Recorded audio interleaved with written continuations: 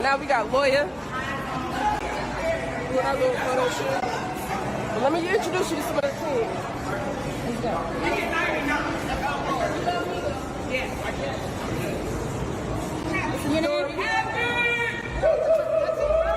Story.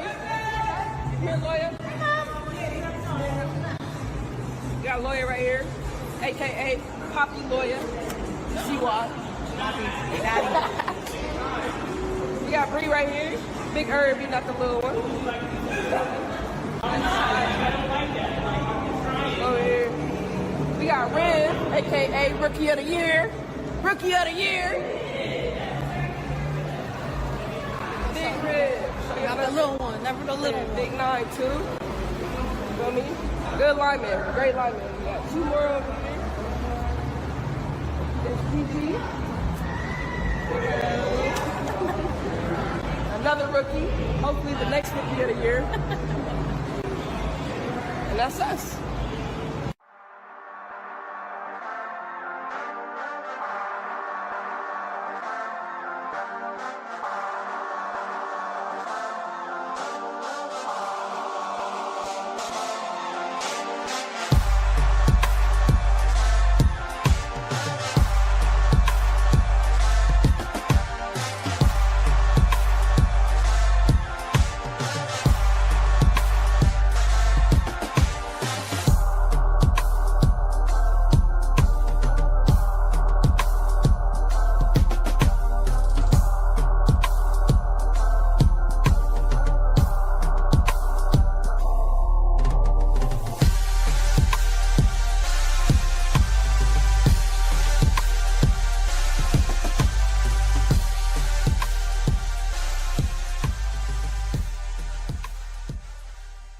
Get's going to keep it again. Initially stood up, now with second effort, still pushing the pile.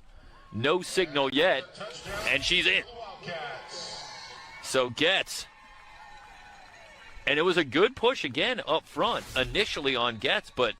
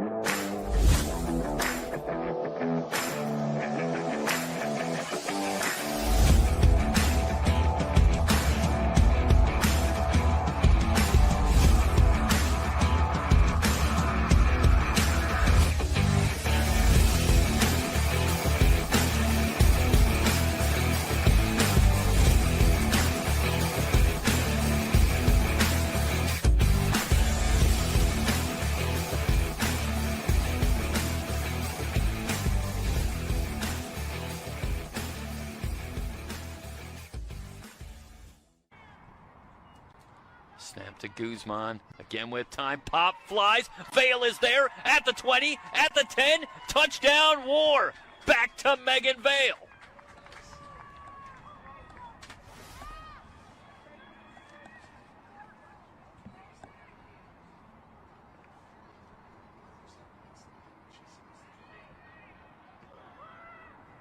I'll tell you, if you're the War looking ahead, in addition to the weapons like Brianna Barrett,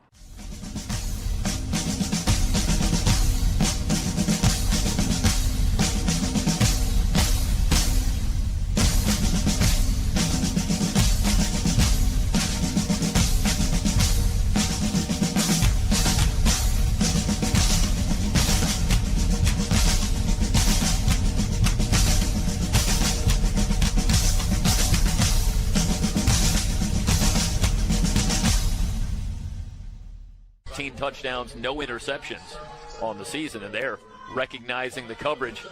No place for Archuleta. Gordon cuts it back to the goal line, in for the touchdown.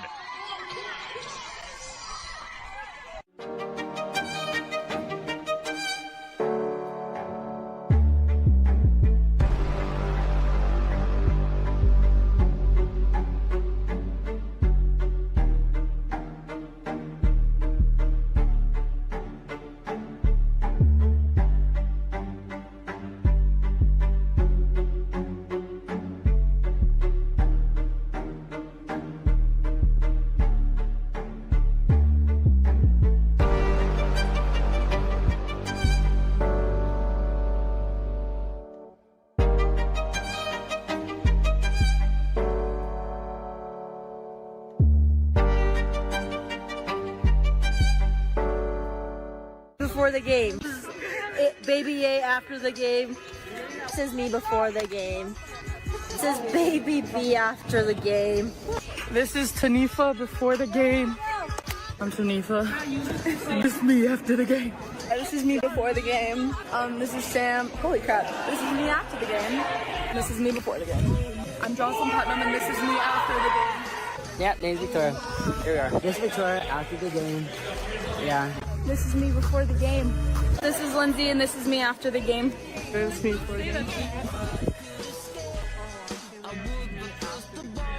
This is me before the game. This is me after the game. This is Justine. Oh my gosh. This is me after the game. Hey, this is Mando, and this is me after the game.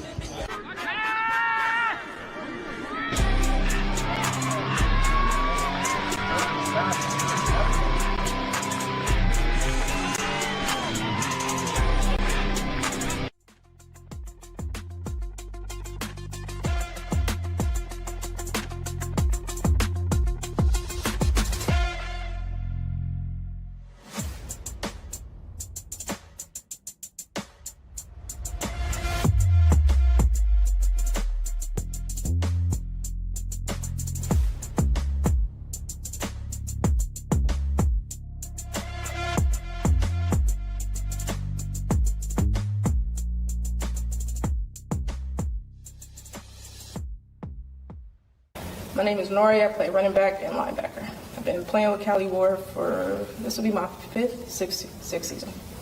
I think the biggest challenge we faced last season was having to stick together throughout all of the obstacles that we faced. It was a lot that we had to deal with and persevere, but we got through it. What's one thing you've been locked in during the off season to level up your game?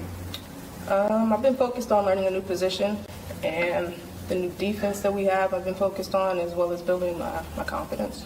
What are you most excited about for this upcoming season? I would say to switch positions and learn this new linebacker position.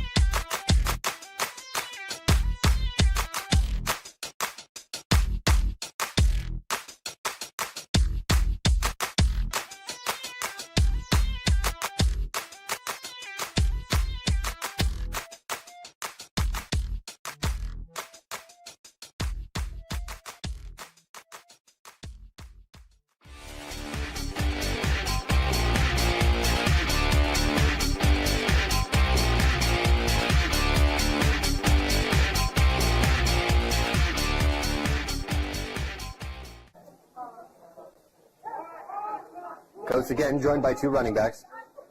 Coach takes a snap. She's looking to pass. It's number 30, Lakita Thompson, with the score.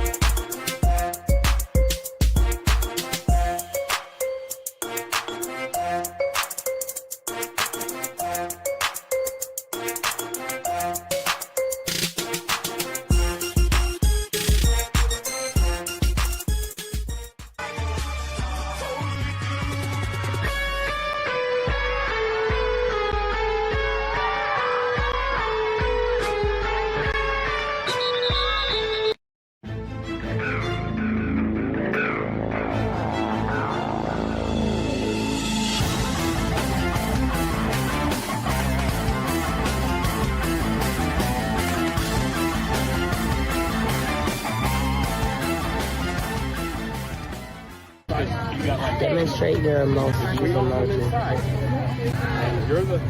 I'm the last guy. Okay.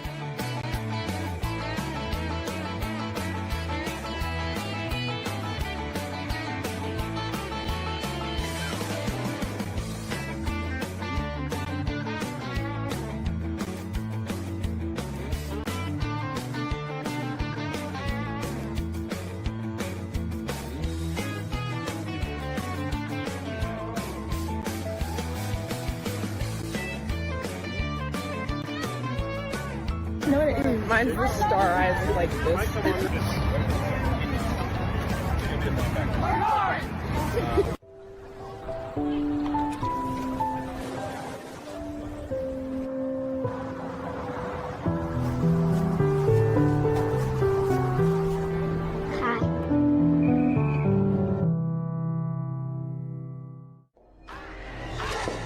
Has the first down. Barrett breaks the tackle into the line. It's picked up a block. He's going to get in a wide open punt and take him down.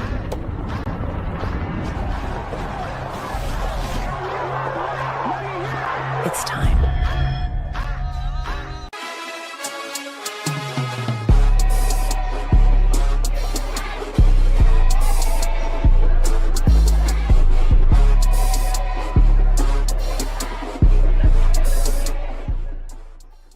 This group right here, all around, is football. We're all football players. Y'all are football players, okay? Down. Good. Contiello's going to go straight ahead. Got a receiver caught. Touchdown. They're back by him. What a catch. Houdini act. Public. She breaks another tackle. They've got one for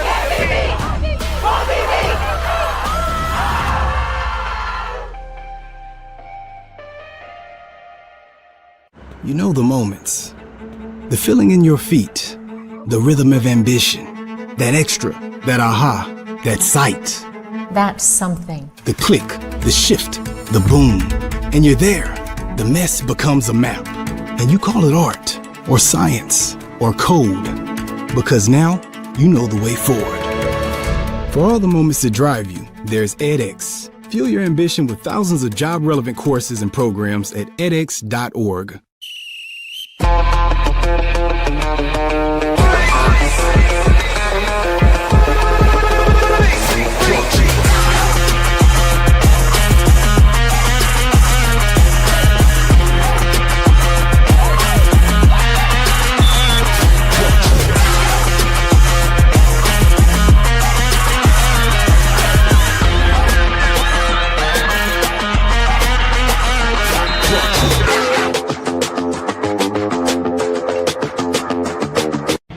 Recovery is everything. That's why these DNA Vibe jazz bands are being gifted to everyone in the WFA. That's right. Thanks to the NFIM and the SHINE program, every athlete in the Women's Football Alliance will be gifted the ultimate game changer for their recovery. This patented technology targets recovery at the cellular level so that we can maintain our peak performance. And if it can handle our hits, imagine what it can do for you.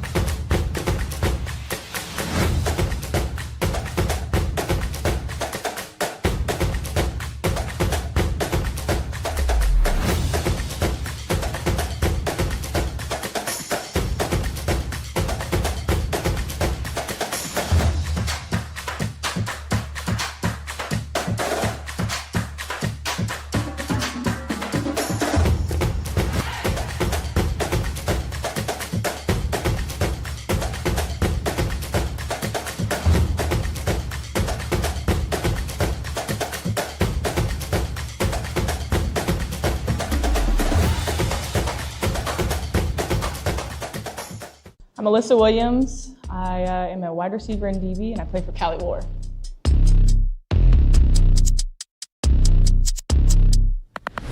So how did you get into, how did you learn about Cali War? I played on a previous team before this, and we always played Cali War during season, and there was just a certain vibe and mentality that they had, and it was drawn to me, so I had to just play with them. Can you talk to me about just what it means to be in the WFA? It means something because it's like we're obviously breaking barriers with just being women playing tackle football in general. So it's like I'm a part of paving the way to being something great. So. And can you talk to me about how Cali War also sets that example of being able to break the narrative and being a group of diverse women from all different walks, different backgrounds, playing this game that we all love? It's great because it's literally like we're all here for one thing, but we're all in different shapes, sizes, different backgrounds. But at the end of the day, we're all want to ring. We all want to win. We're all there having each other's back. It's a family, just not the same household. What's the most rewarding part about proving the stereotypes wrong, proving the doubters wrong? The most rewarding part is the bruises and the scrapes. They get to talk all they want from the sideline. It means nothing to me. Their opinions mean nothing to me because I have my opinion about myself, and I think I'm great playing tackle football. So with them just saying, well, girls don't play football, cool. You're on the sideline, I don't care. So it doesn't matter to me. And for any other mom out there, I mean, you know, what would be your message to, like, you're out here doing it, but you're also Superwoman. So what's your message to the average woman out there who just doesn't think that, you know, maybe this is something that she never believed that she could do? She's got kids too. What's the message to all the moms out there? It's okay to follow your dreams.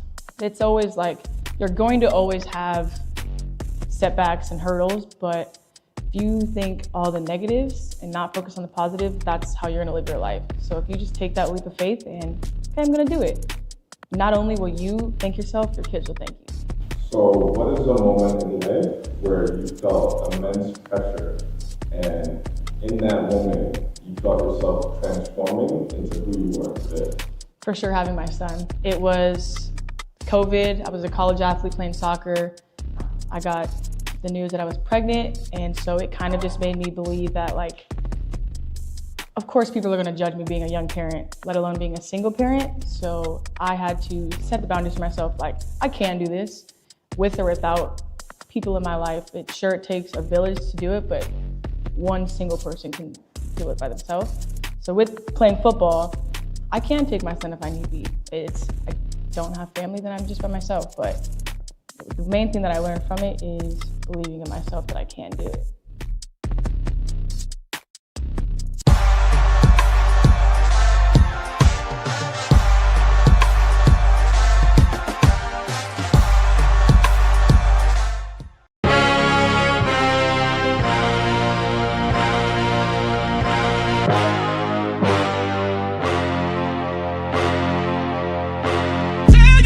Let me tell you,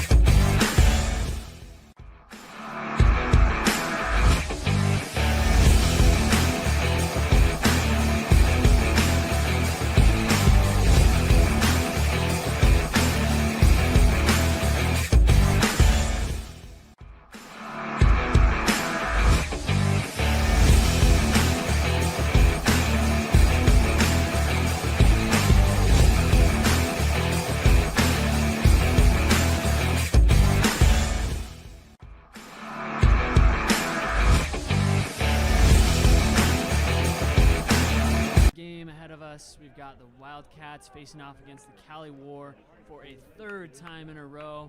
We've got an exciting matchup ahead of us here tonight, don't we? I'm Mason. We're joined here with Ty. We're going to be your crew here tonight. Ready for a great game. I am ecstatic. We've got a game, third time in a row with the matchup between the Wildcats and Cali War. It'll be very interesting. Each team being very familiar with how each team plays. Kickoff point for the head of Cali War. She's going to pick it up inside her own end zone, cutting back dangerously close to their own end zone and gets taken down inside the 10-yard line. I mean, it's a little bit familiar with that safety from last game being pushed back. I'm sure that's definitely in the back of the Cali War. They're going to be starting this game off deep in their own territory. They're going to have a huge field ahead of them if they want to score off their opening drive like they did last time. Definitely some key players to look out for. I mean, the number one has got to be Spidey, number 16. She almost seemed unstoppable during some of her drives about like 2 weeks ago. And another one, number 7, Caldwell. I believe that's their fullback. Quite unstoppable, like when she gets her feet going. 1st and 10 on their own 9-yard line. They take the snap, hand off to number 7, as you were just talking about. She takes a big gap and is able to get the first down, but there's a flag on the play. We saw last time out that the War struggled with, easy fixes, and it's going to be a holding this time out. I wasn't sure if it was a false start or ineligible receiver downfield, things like that just need to be cleaned up. Obviously, the holding could have been what allowed them to make such a big play there, but they really got to clean those up because that was a huge, 15-yard gain, and instead they're going back halfway to their own goal line. Yeah, definitely what could have been an easy first down. Those mistakes last game, I would say, definitely affected them. A lot of big plays having to come back and then end up losing yards. It just really affects the mental state of your players, and it's almost just defeating. Absolutely, especially on those big plays, it shifts the momentum so drastically. And on the handoff, they're stuffed with nowhere to go, and they'll have 2nd and long.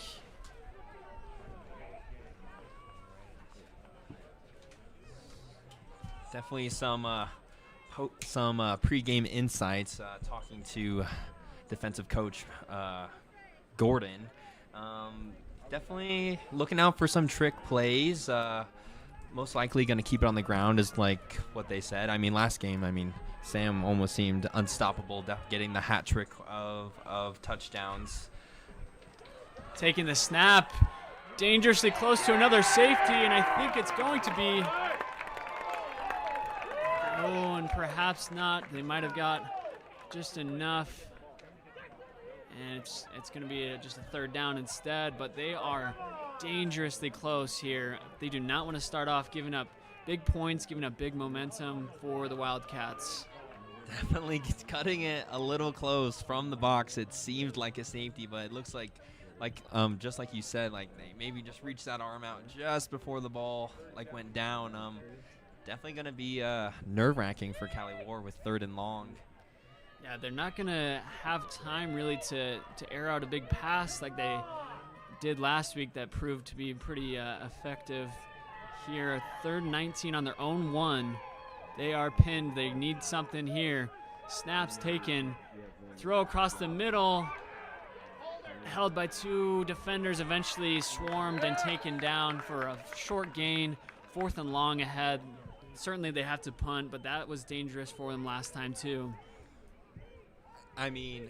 4th and long, it's almost a familiar sight between the two of them. If you guys tuned in last game, there was a lot of turnover on downs. Definitely going to be expecting some trickery here from Cali War. Just watching them warm up, definitely some trick punt plays that might be expected. Looks like number 25's in the back, who we saw throwing it earlier. I would not be surprised if we do see that, but this time it is a regular punt. not going too far. It got some good spin on it. You could be right. It could have been blocked. And eventually the dead ball at the 15, maybe 16-yard line. Great field position for the Wildcats to start off their offense here. If I'm a Wildcat, I'm definitely very excited to be already so deep into Cali War territory. I believe looking at the replay, a Wildcat got a brief little couple of fingers on that ball, causing a lot of that momentum to stop and drop short. And I mean, if I'm Sean, the head coach, I'm very happy keeping my players comfortable early. And they did have several great opportunities in similar starting positions. Weren't able to capitalize as well as they'd want to. We'll see if they were able to make some adjustments throughout the weeks prior to be a little more effective in the red zone. And first play on offense isn't going to yield much. Sam Gordon tries to get up the middle, but there's no gap for her, and only able to gain about a yard on that one. Definitely going to be, like we said earlier, going to be expecting to keep it on the ground.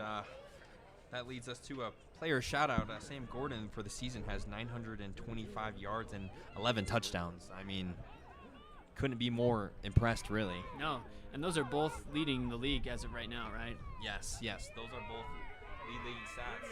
Oh! And the pass from Gates nearly picked off, and she had quite an open field ahead of her. That's a dangerous throw, and not sure if there was some miscommunication or just good read from Cali War there, but fortunate drop for the Wildcats as they head to third down and long, and we're seeing a similar pattern in the red zone once again. Red zone is definitely something that we have been struggling with against Cali War, which causes the plentiful of turnover on downs last game. Sam looks like she's going wide, spinning, breaking one tackle, but coming down only about a gain of 1 yard. It looks like they're sending out kicker Brinley Devi. They're going to try and get those 3 points, get on the board early, make something. I mean, I think that's smart with how tough Cali War is defending their own red zone. I mean, we kind of critique the Wildcats' ability to capitalize in the red zone, but I don't think we're giving enough credit to the War for their ability to stop inside the red zone. But yeah, we got a kick here, fourth, and it goes up. It looks good, and a beautiful kick for 3 points there for about a 30 or so yard kick, and that was perfect. Wildcats. Definitely glad to not see that one bounce off the post. No. As last game, I believe it was later in the second half, we went for, I believe it was like a 32-yard field goal, and it just barely didn't make it. So it's definitely good to see that one go in and get comfortable, because with the struggling of getting into the touchdown in the red zone, where switching over to your kicker is definitely a fantastic option. Yeah, and that was a kick for 32 yards. It looked good for another 5+ yards, right? I mean, almost 40 yards. Right down the middle, Yeah. I'm like high up there. Like what else could you ask for? Yeah, great kick. And the Wildcats will kick off once again. We're ready to receive, ready hopefully for a better drive this time around.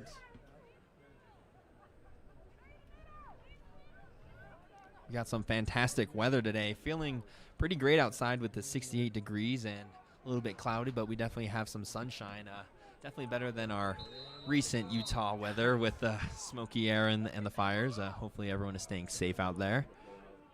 Yeah, for those of you not aware, there have been some pretty nasty fires around the state, leading to some pretty horrible air quality. We're pretty fortunate to have clear skies, as Ty said. But the kickoff is going to be returned a little bit better this time, but good track down from the Wildcats, and the War will start at about their own 26-yard line. Definitely a defensive player we'll be keeping our eyes on this game is Leah, having a season total of 17 tackles. Speaking with defensive coach Brent Gordon, said that she was absolutely phenomenal last game. Yeah, they ended up making a change with her and how she was blocking on the line last game that proved to be really helpful for them in their second half defense, and they're going to build off that and hope to continue to hold the War. 1st and 10.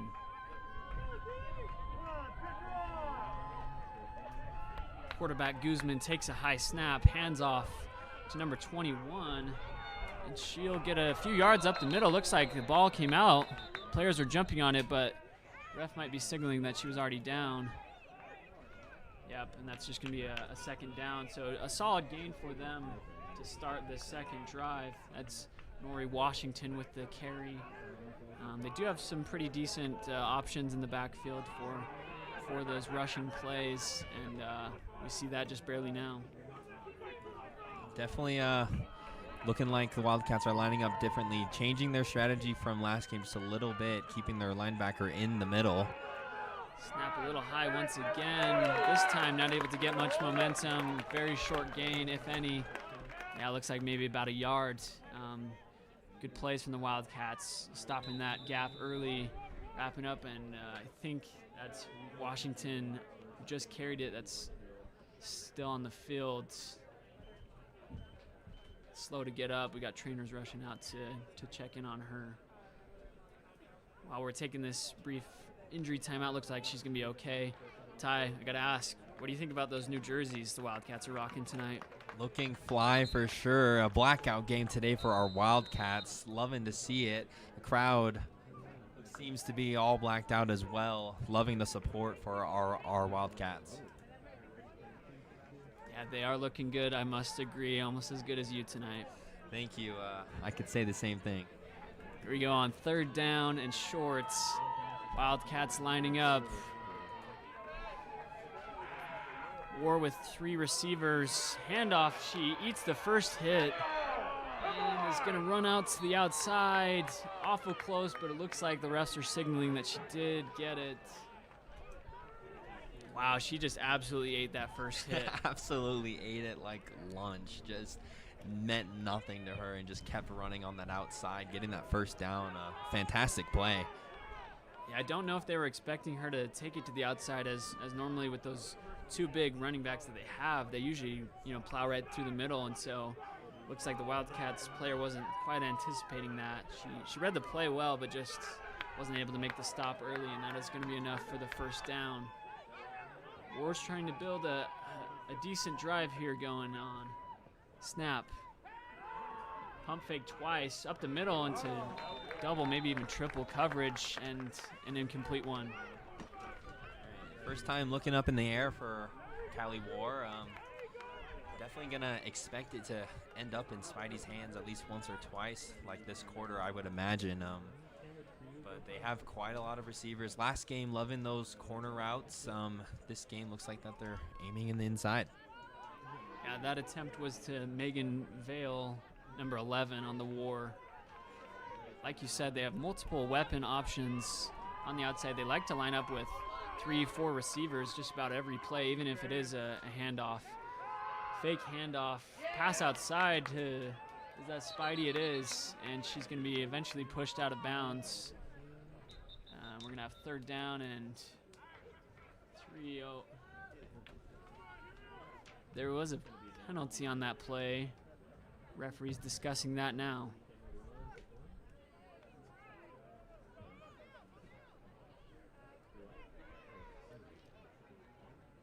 Just watching the replay now and maybe wondering if there's a holding. Is that what you're saying, Ty? I thought we saw it on the left tackle there in the replay. Unsure, though. I wish we did, but we don't have playback power. No, looks like the rest are still discussing. Going over to the War sideline, so I'm assuming it's a penalty on the Wildcats. And it is going to be a defensive holding, but they're not going to accept it and take the yardage that they got there. Looks like I saw holding, but just for the wrong team. Last game, the Wildcats getting a rushing yard total of 198. And it's definitely less, but still coming out with a win from their last game, their first time meeting this season with 287. And another play running outside, but another flag as well. A lot of high snaps so far, but that's not throwing them off too much just yet. And this time it's going to be an offensive holding, so it's going to send them right back. Once again, penalties costing them on big plays, big first down opportunities. And, I mean, they're going to trade holdings. I still am a little curious at the decision not to take the penalty from the War last time, but I guess they liked their chances of getting the first down and some extra change. So definitely having confidence in your players is always good, but so early on in the game where you're really not that far behind, just accept it. Just get that reset on downs and give yourself 4 chances to get the 10 yards. Yeah, that's going to send them back to 3rd and 11, 3rd and quite long. We've seen them make plays on big 3rd and 4th downs here before. Let's see if they can do it again. Pass across the middle, breaks first tackle, eventually taken down. And again, not Spidey, a different option found. I believe that was Alyssa Williams, number 28. And they're so far they're liking those passes right across the middle, which can be dangerous, but they can be very effective as well. It's high risk, high reward. Wondering if they're changing their game plan from last game, getting those corner routes and getting the outside. Now this game, expecting that change from the Wildcats D to more watch the outside, and now they're coming up the middle. It's working for them. They're getting yards. Yeah, it sets up 4th and 5, and they did not bring out the punt team this time around. And I believe we have a timeout taken. War want to set up a really good play here. They do not want to give up the turnover on downs again. Yeah, those early timeouts is something that Cali War does take for leaving last game. They used most of them, if not all of them. You got that? No?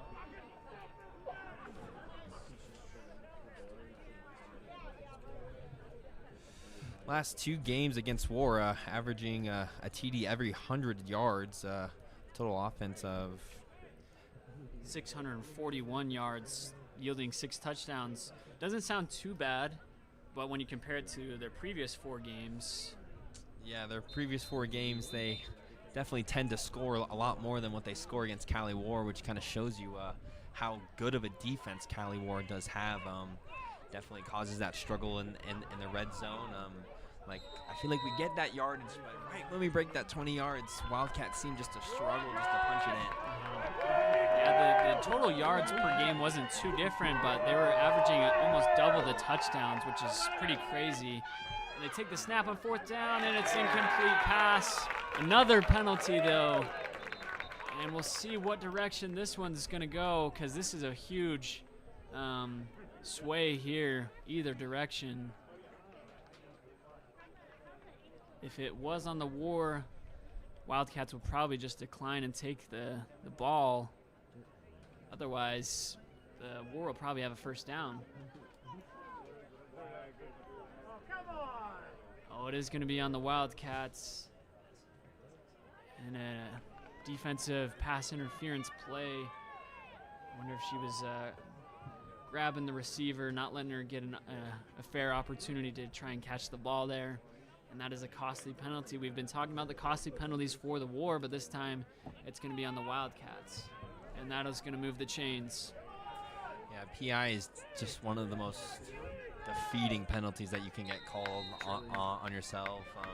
Because whether or not that wide receiver could have caught it, could have not. You just got to give the receiver a chance, turn those hips, look back at the ball. Yeah, you're spot on there. I don't think she really had a great chance, and it would require a perfect pass. Spidey taking the handoff, running across, trucking through players, and taking some great yards after contact on that one. Good for about 8 yards on that carry. And it's just showing why she is such a great player. But yeah, but another War player is taken down there. I wonder if someone landed on her there. Looks like there was kind of a big collision at the very end of that play, and the War player was the one that took the brunt of it. I mean, let's talk about Spidey, though. Like, those 2 tackles, she just brushed them off like it was dust. Definitely dipping that shoulder down, and she almost seems like you need at least 3 Wildcats just to bring her down. She's definitely a player that our coaches call a jack of all trades. She has the agility, the strength, and the knowledge to make these plays into big plays. Yeah, you're right. We were talking with Wildcats coach before the game, and he was wondering if they would use that handoff opportunity because of her just athleticism, and they were a little surprised that they really hadn't seen that much at all this season in any game, and not just the games against the Wildcats. So I don't know if they were spying on us, heard that, and decided, oh yeah, we should do that. But either way, they're just proving his point, and big play on that first down. Yeah, definitely. If they start running it through Spidey this game, I wouldn't be surprised if we saw a couple of those big plays. I mean, like there's been like a couple that were taken back due to penalties last game, but the one that I remember the most is when she just took it up the right side and just kept going, breaking tackles. Definitely going to be a close eye on her in Washington, just from experiences of the past games. So, trainers are still tending to the player. Looks like it's number 21. And that is running back Nori Washington. We've seen her already used a good amount, and the War will certainly hope that she's able to get back on her feet and return to this game. She is still on that ground, which is not a great sight to see.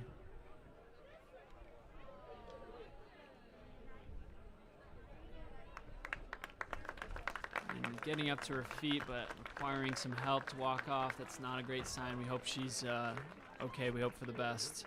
Hopefully she's able to jump back into this game as I mean, speaking with the players, obviously there's tension and some competitive play on the field, but off the field, they're all like best friends, and it's always great to see. So definitely hoping for a quick recovery for her.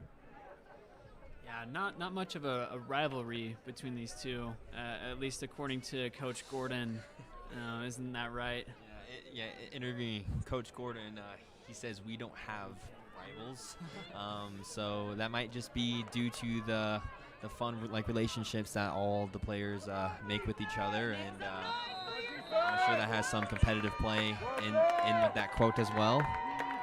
Yeah, I think so far in watching the league, I really think there's good sportsmanship all around, and you do love to see that. And here we go on second down and short. We're turning to the play here. And a penalty on that one. That's going to be a false start and send him right back another 5 yards. False start, Cali Ward. So that does change things. 2nd and 2 versus 2nd and 7. They did line up there that time in the with the 2 in the back. They like to have both their options available. Seems like they're, at least early on here, they're preferring the game on the ground. I don't know if that was in preparation. It was potentially going to rain tonight. Looks like probably not going to see that at all. You do kind of got to plan for those factors, right?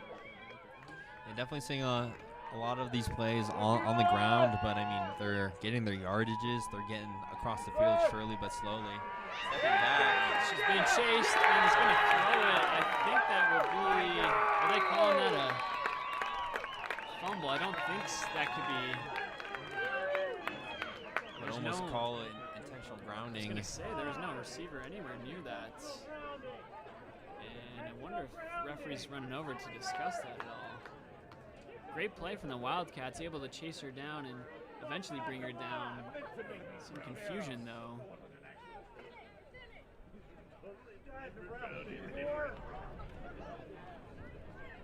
Yeah, just watching the replay, yeah, there is not a Cali War receiver in sight. Number 34 for the Wildcats getting that sack. It looks like the referees are calling that intentional grounding. Another penalty, bringing them back. It was 2nd and short, and now it's 2nd and long. It's going to be 3rd, yeah. 3rd and long, sorry. And that was Justine Larson making the play. I mean, you saw the Wildcats line really just erupting that play right off the bat. Great physicality, and that's going to cost the War big time. Definitely seeing the Wildcats change the way that they line up on the D-line, and I think it's working. So yeah, like you said, we went from 2nd and 2 to what's going to be 3rd and 20 plus. 3rd and 23. I mean, that's nightmare fuel right there. High snap once again. Airs it out into triple coverage. No chance of making that play. 4th and massive. 4th and massive. Definitely gonna want to punt it here. Don't think we'll see any of those trick plays. I hope not. If I'm a Cali War fan, I'm hoping we just bring it downfield and just get a nice reset. Definitely hearing some passion from the crowds, calling that intentional grounding before the refs noticed. Yeah, they're getting riled up like they should be, right? Here to support their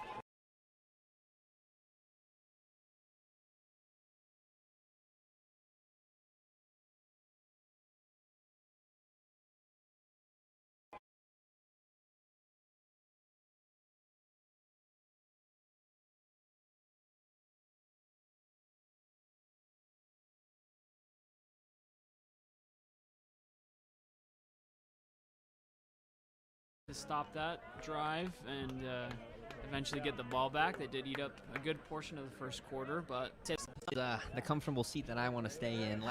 Last game being on the edge of my seat. Yeah, right. Almost felt like a heavy chest just watching that game. Very entertaining, but definitely more comfortable in the seat when we're in the lead. So our Wildcats kick off this drive. Not in Cali War territory this time, so hopefully able to bring it to the house. And this time, first play is going to be another handoff to Sam Gordon. Not able to get too much that time, about a 2-yard gain. Definitely wondering if the Cali War defenders are keeping their eyes on Cyclone Gordon. Yeah, with how effective she's been in their 2 previous meetups, I think I know why that they're going to be watching her closely. 100%. I mean, first thing that comes to mind was that 77-yard drive where they just kept giving it to her and couldn't end up getting the touchdown. But back-to-back handoffs here, spinning. Just like your favorite right there. Cyclone Gordon, indeed. She has a nickname for a reason. I mean, either whether she's spinning into touchdowns or breaking tackles. Definitely not having that size to truck through, but her agility is definitely her biggest weapon. And that was good enough for the first down. It was close. I wasn't sure, but that will move the chains. And good back-to-back runs there for her and for the Wildcats. One of the biggest things they, talking with the coaches they were going to work on was creating those gaps for her, helping her out even more, letting her get to speed and allow her to have as much support as she needs. And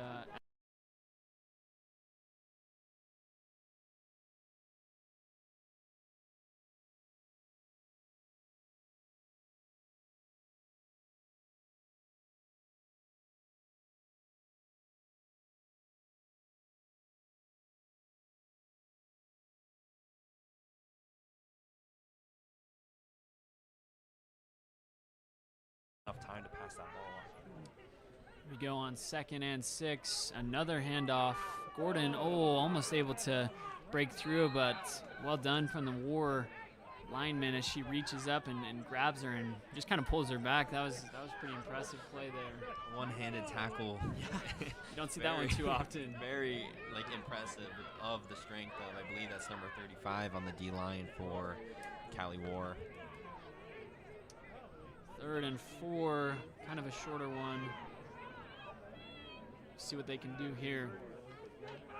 Clock starts to tick away as this quarter nears an end, and once again, she sees the gap, finds the gap, but the War player able to bounce off the line and take her down before she's able to really break through, and that's going to lead to 4th down and 3. Just about 2 actually. 4th and 2. Definitely a trend we're seeing very early on this quarter. A lot on the ground, no aerial attacks yet from our Wildcats. Wondering if they're waiting for the safety to drop in, which it looks like she is. If I'm here, just looking at the way that everything's lined up, I'm throwing it deep. Yeah, but they will they will choose to go for the handoff, and this one's a big one for Sam Gordon for the 1st down. And it doesn't surprise me too much on the flip side that they went for that they went for the handoff because, I mean, for them to get 2 yards is almost guaranteed every time. I mean, when you're averaging as much as our running backs, that is definitely something for sure. Sam Gordon going on the outside and getting those extra yards. Yeah. Maybe we don't need to pass. We're looking pretty good. Yeah, she already had the first down and made a late cut to get outside and get a couple extra yards. That was a good play. Well done from the Wildcats. First down and 10. Laura Gates dropping back, looking for the first pass of the night. She might take it for herself and runs up, eats the tackle, and maybe returns to the initial line. If not, gets a short gain. Definitely.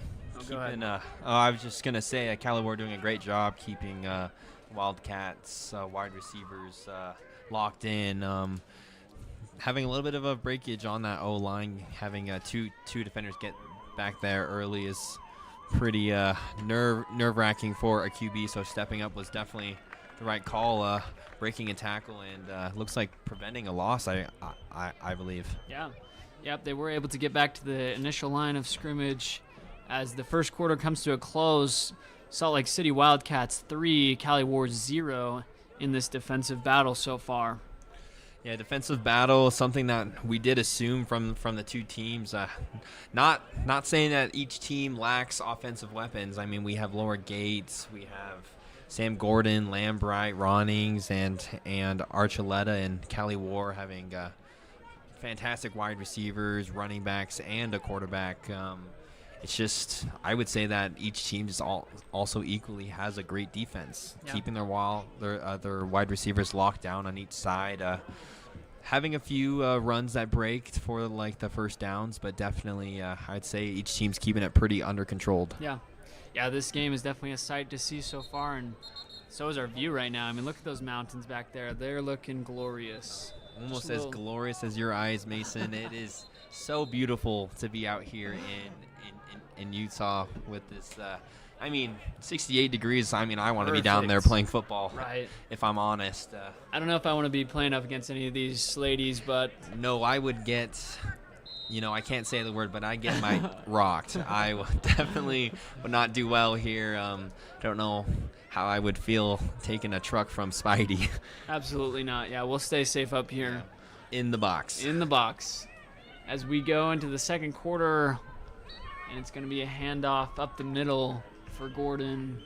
Short gain on that one into third down now.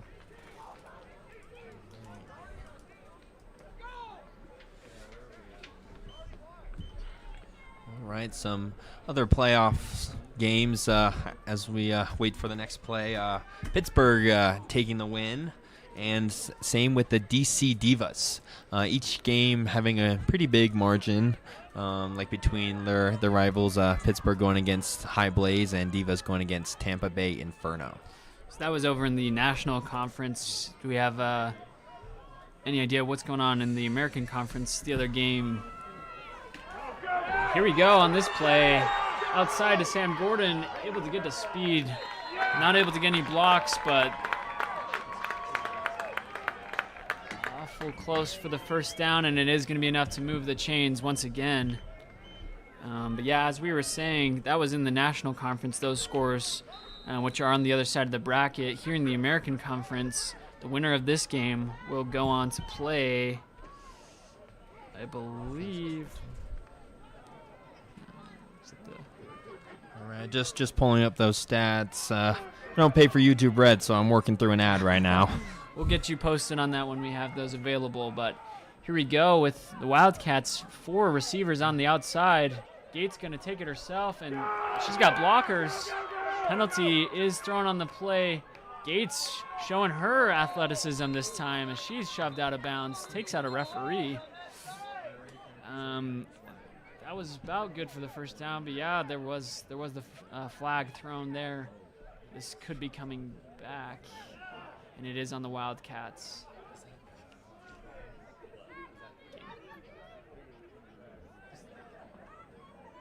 Is that a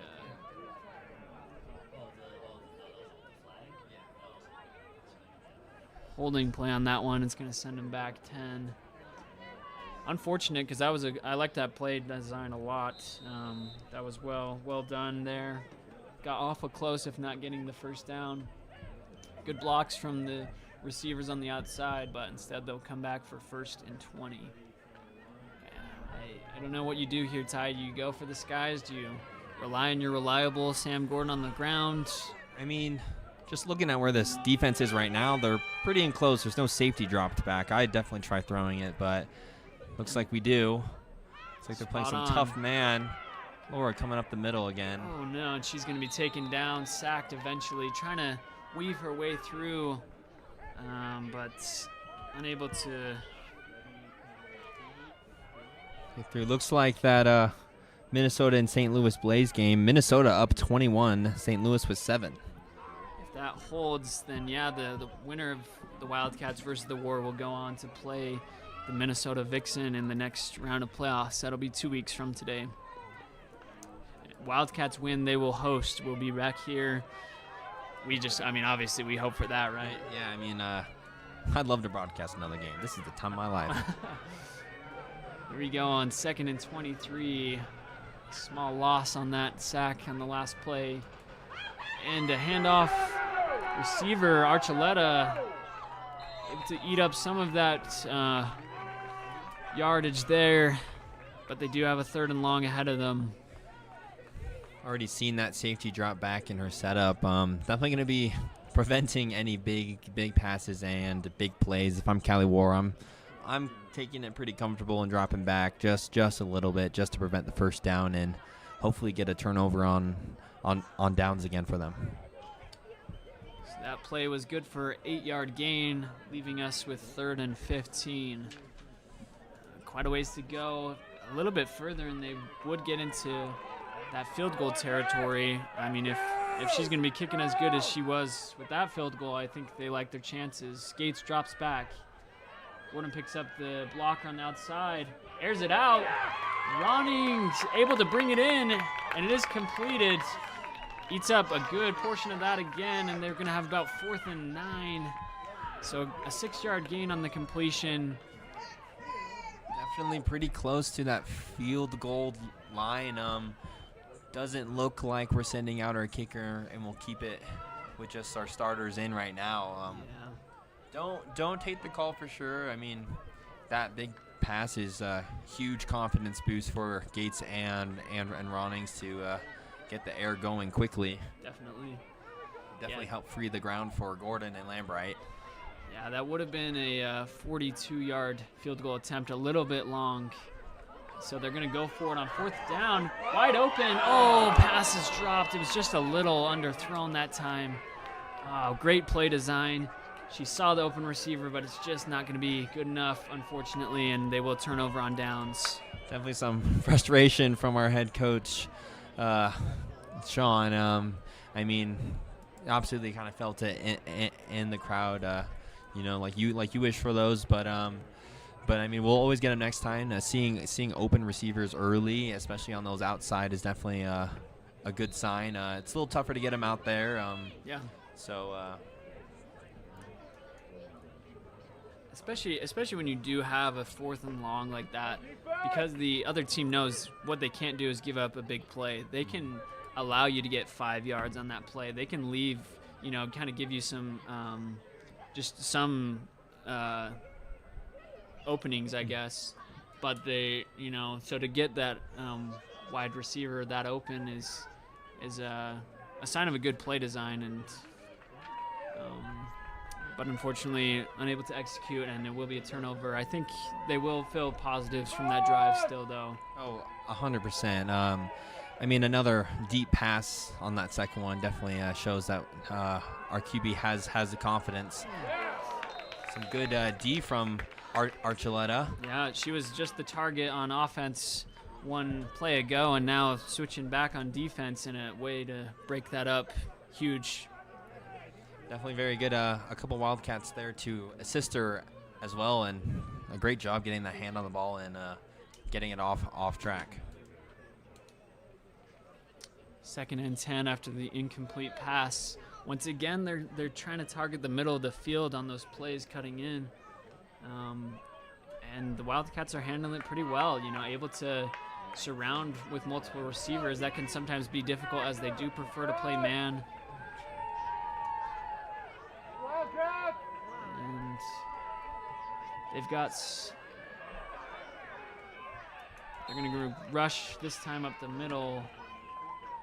That is going to be... I think that was Spidey that took that one. In motion handoff for Spidey. Short gain, but actually like a pretty good gain. Definitely not something that we're surprised to see from her skill set. If I'm honestly 3rd and short, I might just give it to her again. Yeah. Yeah, absolutely. It's definitely not a bad option as they do go into this 3rd and 3. Wildcats have done well to stop these short yardages needed for the first down. They'd like to see that continue here. Taking the snap, it's going to be a passing play and able to find a completion there. Just another one of those quick throws. She already knows where she's going, the predetermined play design there, and Alyssa Williams with the catch and good enough to move those chains once again. I mean, those are some sticky fingers. She was brought down right away, and to be able to bring it in and keep hold of the ball was very, very impressed. You can just keep her eyes on it. She had that right hand under it just right away. Very impressive play from her. Yeah, and a good throw, too. I mean, you got to avoid a couple Wildcat defenders surrounding her, and then you got to avoid your own line, the other line, and a referee was right there, too. I mean, she really kind of threaded that needle pretty well. Play here, and a well done from the Wildcats on defense, able to prevent that one, and I think it's going to be a tackle for loss. Looks like it. Takes it back a single yard for 2nd and 11.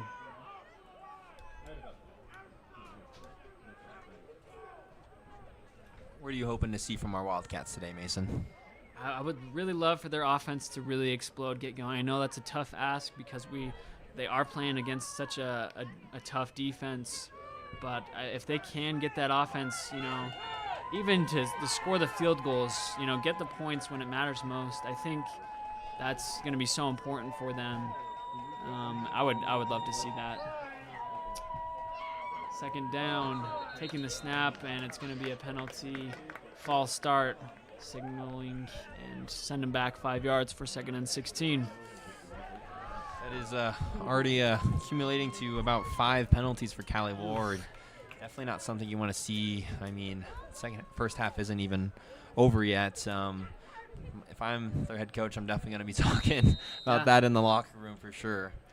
Oh, I'm sure that was a major discussion 2 weeks around anyways, so for that to not really be cleaned up yet is frustrating to say the least.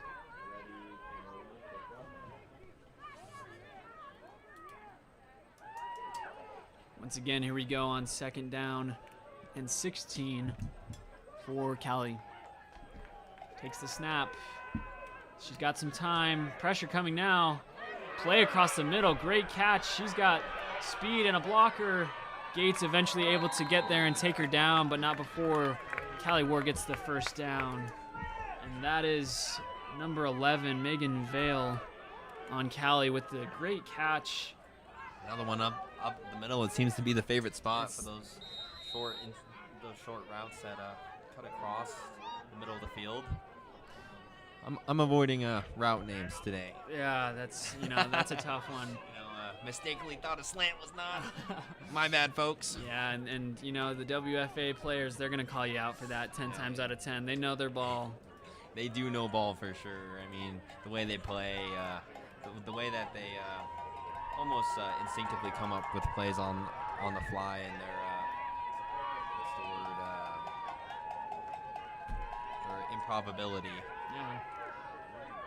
Ooh, looking for the play outside of Spidey, but the pass is a little rushed and eventually an incomplete one. I mean, she did have to rush that play. I mean, just look at our D-line. They are just absolute units, just breaking right through, pressuring the QB often, which is definitely going to refrain Cali Ward from having to sit back and throw those deep passes. Maybe why we're seeing a lot of these short passes for sure. Yeah.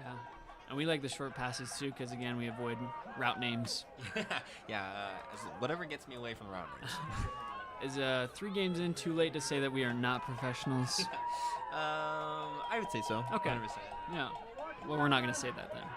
Here we go on 2nd down and 10. Pressure coming, running to the outside, got some room, got a block as well, eventually taken out of bounds. Pretty good gain on that one. If I'm a Wildcat, I'm not going to take that to heart too much. That was a wonderful play and very good run for their QBO. Looks like there might be a flag on the play. So let's see which side the refs call it on. Yeah, I didn't catch what they were seeing on that one, but they are discussing now.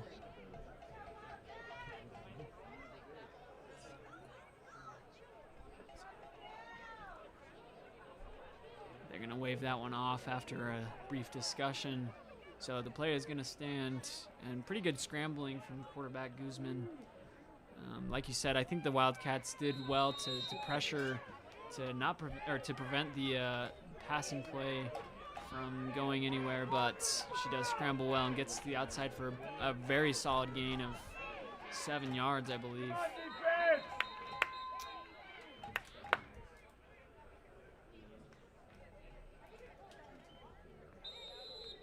And here we go.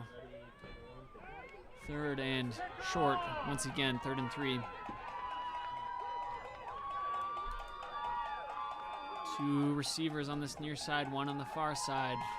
She's got 2 backs with her. And another penalty. Once again, a false start. I'm wondering if we watch this replay back, if we can see who it is they're catching. But once again, it's got to be defeating. You're going from 3rd and short to 3rd and long. If I'm a head coach, if I'm a player, I'm definitely wanting to almost sit back a little bit, preventing those false starts. Yeah, I think that one was on number 28, the receiver there. She just wheeled away a little too soon. I mean, so far on this drive anyways, those minor penalties haven't proven to be too costly. I mean, they're able to make the big plays on 3rd and long, even 4th and long. So, you know, they're not going to be hanging up on those too much, but at some point you do got to ask, you know, what's causing these minor mistakes. Airs it up. Oh, Gordon able to pick it off. Returning. Walker, speed at the 30, 20, 10, touchdown, Wildcats. Oh my goodness, you just hearing the electricity from the crowd. It was a little bit of a high snap, and it forced the QB to kind of drop back a little bit further maybe. She released it and just right into the hands of Sam Gordon, fighting that battle and winning that battle. Gordon using that speed. I mean, that was absolutely beautiful. Monstrous play from the Wildcats. Gordon, who basically all of last game and so far what it seems this game has been matched up against Spidey, and this time winning that matchup, winning that battle, like you said. I think that was the perfect word, because that ball was 50-50. I mean, it was kind of in both their hands at one point, it looked. Definitely. And Gordon able to just bring it in eventually as Spidey, you know, goes to the ground and on the lunge, diving for it, but not able to bring it in, and that's huge for the Wildcats. Scoring on defense has been so important for them. I mean, I hate to say this, but you almost think that that interception might not have happened without that false start, causing Cali Ward to drop back a little bit, having to force them to get a bigger play. Might have made them switch over to the pass, and definitely something that maybe these penalties are really going to start hurting the Cali War. That is 10-0 now after that big play. And well done from the Wildcats, able to capitalize beautifully there. Devi driving home the PAT. 10-0 is a good start. It's definitely a comfortable place to be for a Wildcat, now having a definitive lead. Even if Cali scores a touchdown and if they get the extra point or a 2-point conversion, they'll still be behind. definitely something we'll probably see our defensive play maybe the same way, and I mean the playbook's definitely going well.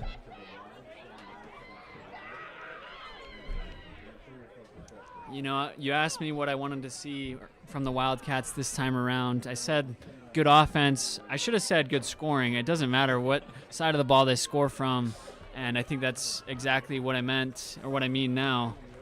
I mean, maybe the word was better defense, you know? You could be right. You could be onto something there. Wildcats getting ready for another kickoff. Clock's getting down. They have used a single timeout. They have 2 timeouts with just under 4 minutes remaining here in this first half.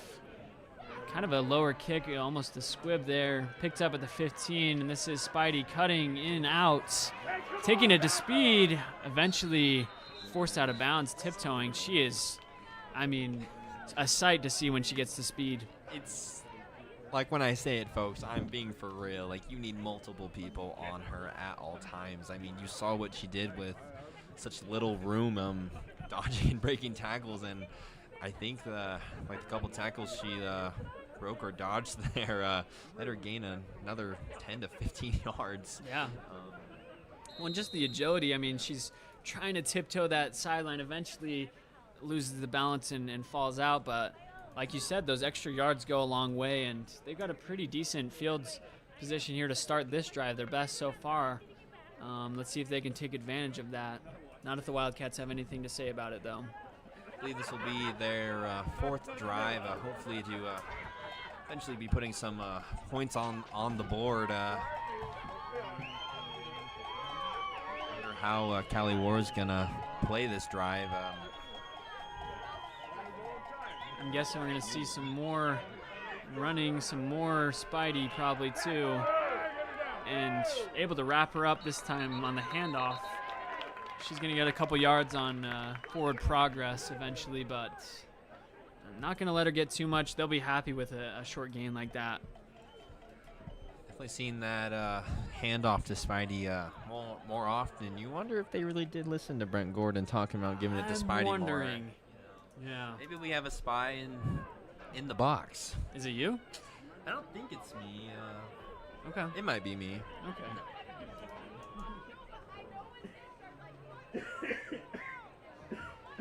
Clock winding down here, just over 3 minutes as they prepare to take the snap. 2nd and 7. In shotgun, takes the snap, looking quick across the middle. No completion. The War player asking for a penalty there, wanting some pass interference, but not going to get it this time, as the incompletion leads us to 3rd down. Checking on the replay, gonna see if maybe it was a missed call. I don't know. I don't know if I really saw anything. I don't think I did either.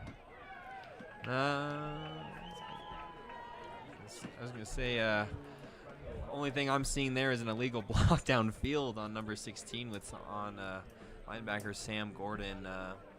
Definitely not seeing that PI though, but it can get frustrating with such a lockdown defense from our Wildcats. And Cali going to take a timeout, their 2nd. Trying to regroup.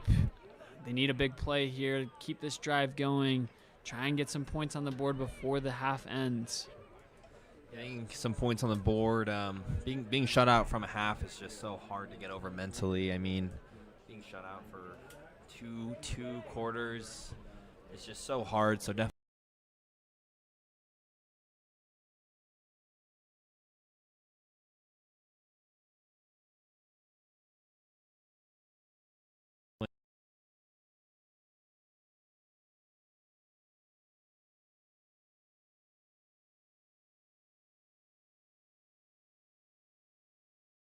Aggression probably adds up after playing a same team 3 times, even though it's not a rivalry per se, right?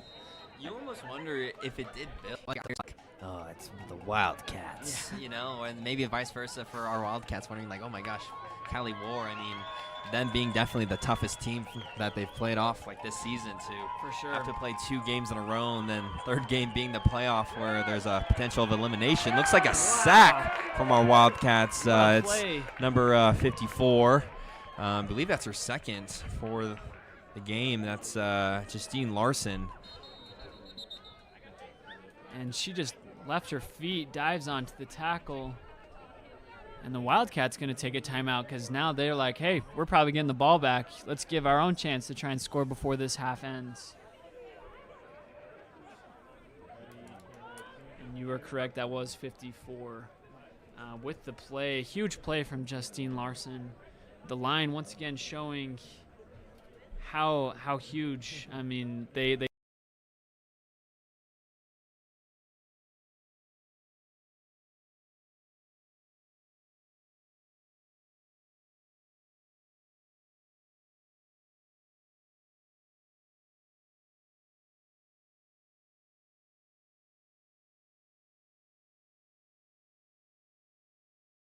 You said argue. I don't know if too many would take that argument with you. I think they're pretty close to objectively one of the best lines in the league. Haters gonna hate though. I mean, that's true. You hate this feed. It definitely just creates that. Ugh, we're almost like becoming the Eagles or the Kansas City Chiefs. Okay, let's relax with that one.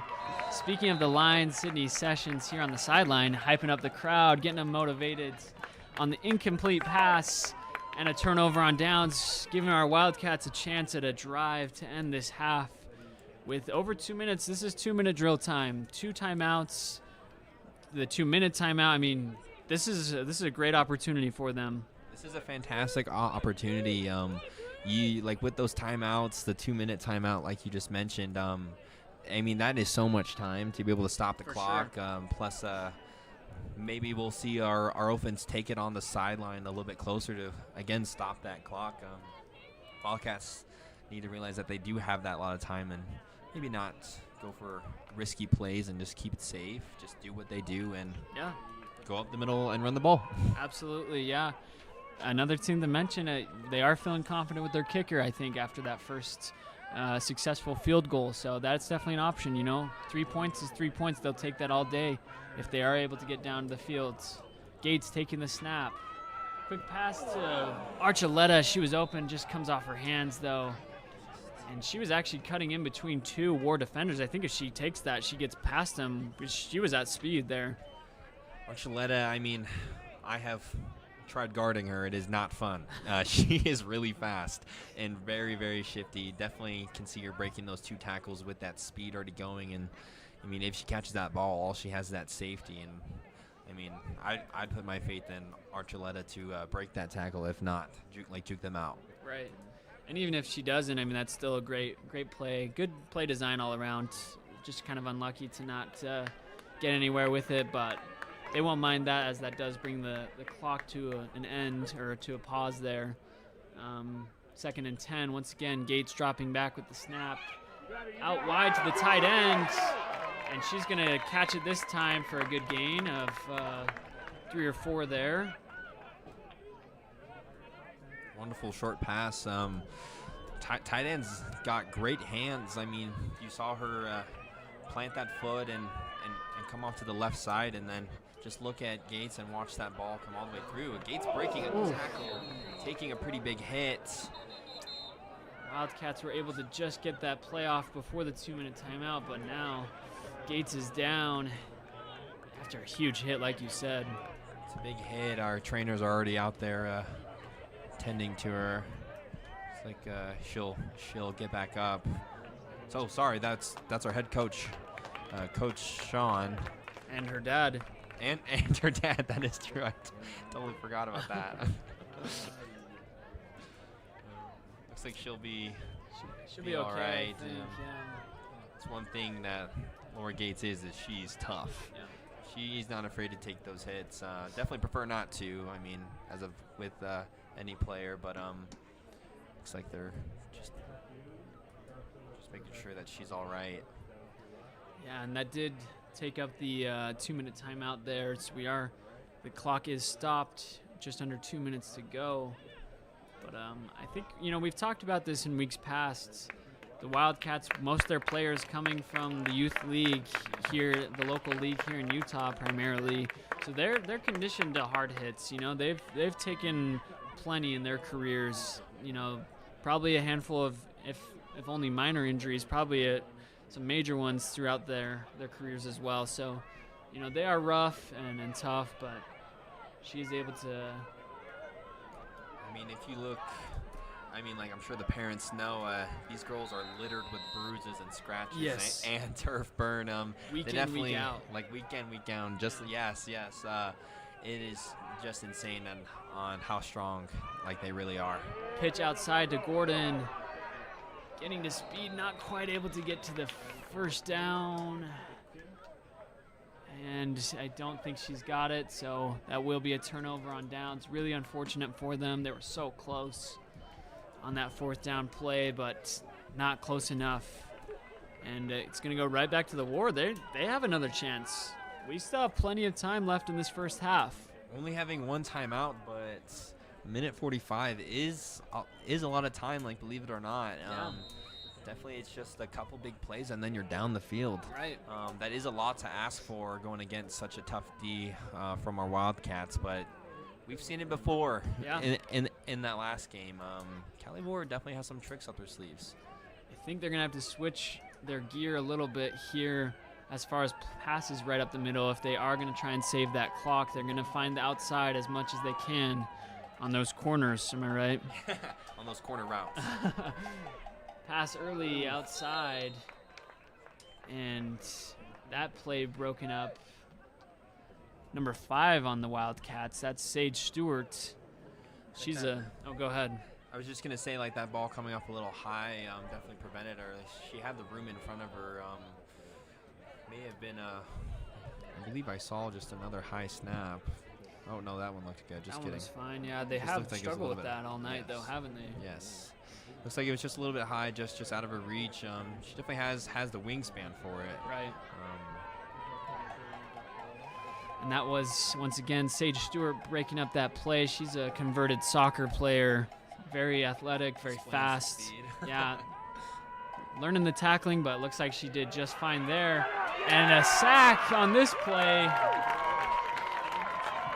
think that was Tatiana Sanchez able to make that sack. And that's just huge. I mean, moving the ball back quite a ways, eating up some clock as well. That's huge for the Wildcats on their defense. This is 3rd and very long. Definitely gonna need one of those big plays. It's not even an ask for Cali Ward. Definitely not the march it down the field. A great tackle from number 32.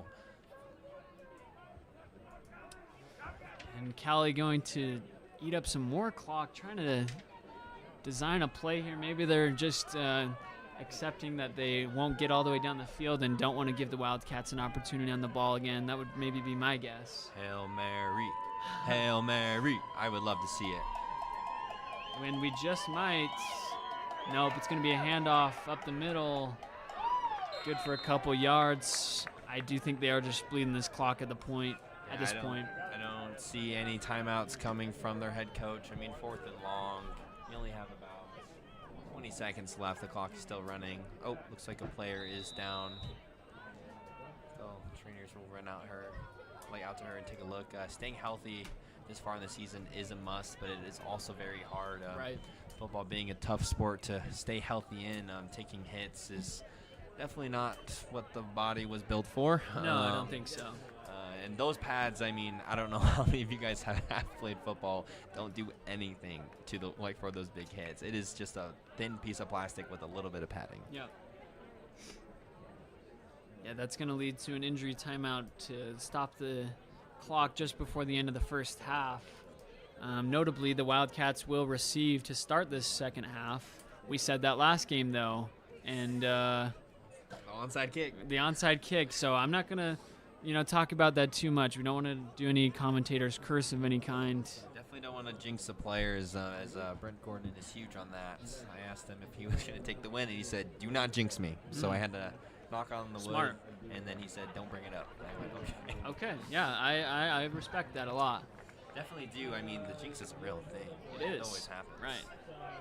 We do believe in jinxing here. We do. Yeah. It's very serious. Yeah. It is no joke. We were talking with the coaches after that notable onside kick that was successful for the War and eventually led to their touchdown that really just kind of caught the Wildcats off guard. Even though, talking with those coaches, they harped them at halftime, said, hey, expect the onside kick, expect it. And I think it was just an unfortunate bounce off a Wildcat player that eventually led to the War possession. But we'll see what happens in the second half here. Halftime, Wildcats taking the lead, shutting out the War as they go up 10-0. We'll catch you guys again in the second half. All right, now we are going to...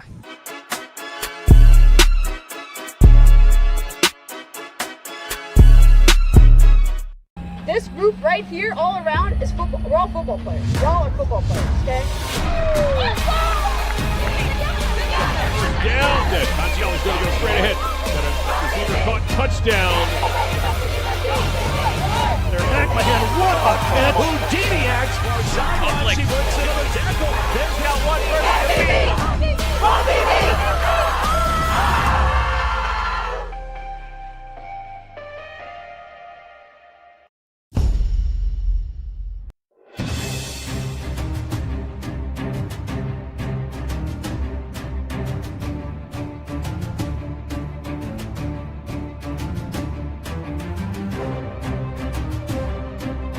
Welcome to the Road to Canton Halftime Show. I'm your host, Brian Sweeney, the voice of the Women's Football Alliance Pro Division National Championship game. With me, as always, is Alex Wested, and the playoffs are here. And we're going to spend this episode looking at the 8 teams remaining and how they got to this point. We will count down the Pro Division seeding from number 8 to number 1. Beginning with the Mile High Blaze. The Blaze finished the regular season at 3-3. Alex, the Blaze are averaging only 12.5 points this season. And that's the strength of the Mile High Blaze. And we said it throughout the course of this regular season and over the last couple of seasons, their strength is defense. It's a team in Mile High that snuck into the playoffs again, beating Nevada. And now the road for them gets tougher just because their defense has to match up against some really darn good offenses in the National Conference side. Well, and you've got a quarterback that's only thrown 2 touchdown passes all season. And it's a challenge for them too, because they also have to look at and say, if you know what's coming, it's a lot more difficult for them to be able to get creative on offense. They have some challenge. It's good for them to make the way into the postseason, but they just need more throwing the football to contend with the Pittsburgh. And they have Reese Peterson rushing the ball, who's been very consistent over the last 4 seasons. And consistency is good. They need something to give them some consistency. The Tampa Bay Inferno come in at the number 7 seed when their only victory of the season was against a Division II team back on May 9th. Alex, although their record does not reflect it, Tampa is second in the Pro Division with rushing, averaging over 250 yards per game this season. Well, and it's the two sides of you here. On one hand, you have one win in the regular season, but the other side of that is that you have to look at who they've played. To have had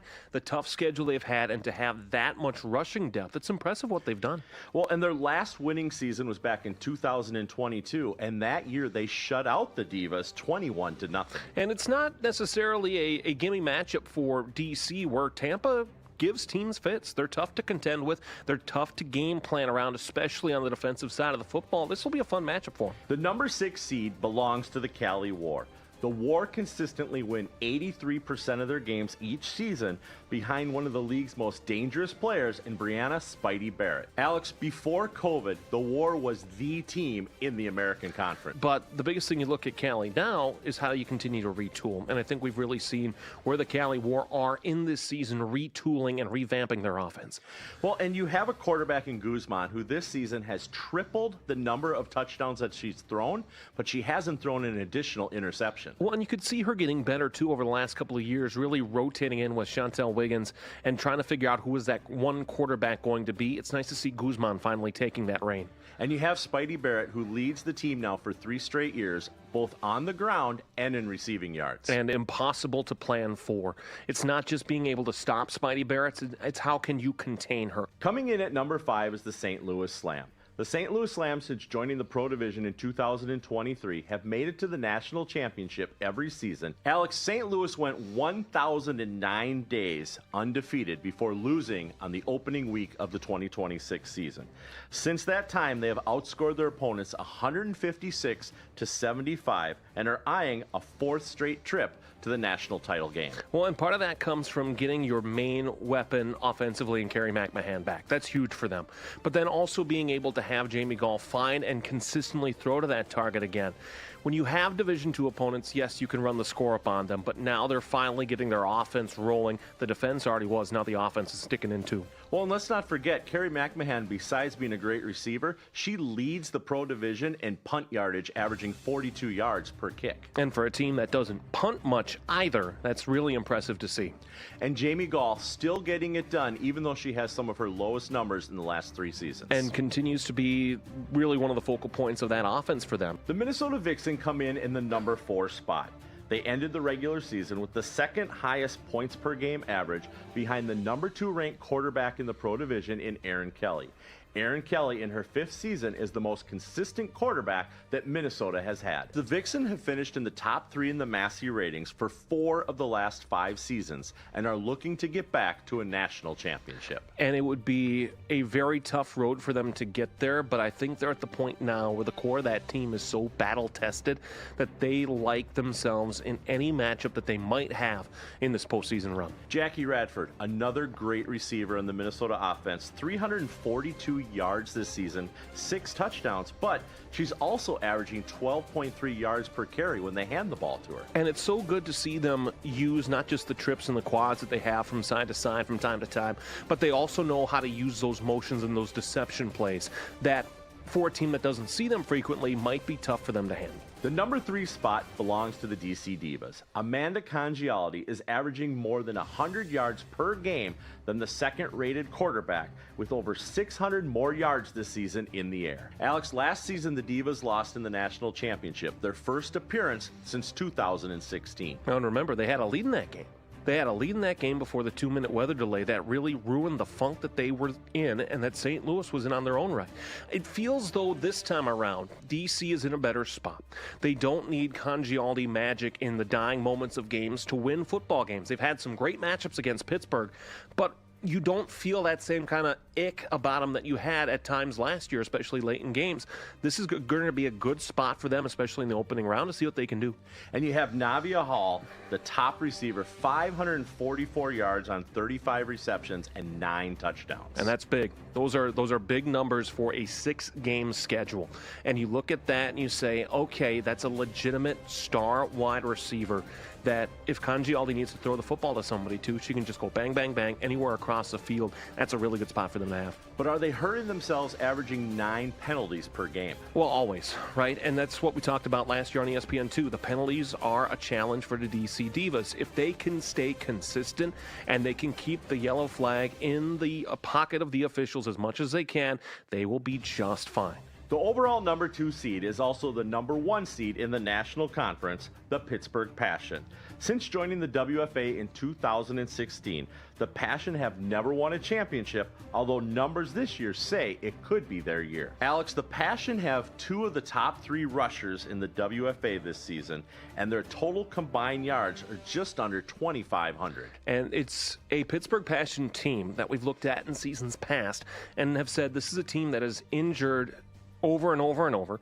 And this year, that's not the case. They seem to be healthy at all the skill positions and where it matters in the offensive and defensive lines. I think the biggest thing for them is just continuing to switch up their offense as they go deep into this postseason run against teams that they've already seen. Well, and that's their offense. Defensively, they have Cameron Ruffner, who leads the league in forced fumbles. And there's been some really good defensive line players that have come through that Pittsburgh Passion program in the Steel City. And when you have the threat that is there For Pittsburgh, it's dangerous for opposing offensive lines and for quarterbacks, knowing that your window to get the ball out is so much smaller because of how good that defensive front four can be. The number 1 seed in the American Conference is also the number 1 overall seed, and that's the Salt Lake City Wildcats. Alex, the Wildcats have not lost since joining the Women's Football Alliance at the start of the 2025 season. And it's going to require a significant effort for that to change. They have the number 1 offense in the Pro Division, averaging over 48 points per game. And part of that comes from their schedule, but the other part, when you look at how they played against the Cali War, they were putting up similar numbers, not as many points, but similar offensive numbers. So this is still a tough out for anybody that might have to play them. And you have players that are on both sides of the ball. Defensively, they're only averaging 8 points per game allowed. And that's the advantage of youth. Laura Gates at quarterback. Here is a phenomenal young woman that can throw the ball at will wherever she wants. But defensively, she's already pulled in 6 interceptions this season, leading the league. 2 of those she returned for touchdowns. And how about that, too? A quarterback leading the league in interceptions caught. Alex, we finished the regular season tied with our picks at 37-5. It's a clean slate because the playoffs, it's 0-0. Who do you have winning this weekend? Tampa Bay at DC. Tampa keeps it close, but DC, I think, cruises at home, maybe by a touchdown or 2. St. Louis at Minnesota. St. Louis, no notes. Mile High at Pittsburgh. It's, again, good Ford Mile High to qualify for the postseason, but their road ends here. Pittsburgh in a rout. And Cali at Salt Lake. It's tough to beat a team 3 times in any given season, but there's just too much youth and there's too much stamina in the corner for Salt Lake. Wildcats here. Don't forget, tickets to the National Championship game in Canton, Ohio, July 24th through 26th are still on sale. Get yours and say hi to Alex and I when you see us walking around on the concourse. Enjoy the rest of tonight's game, and we'll see you next time for the Conference Championships on the road to Canton.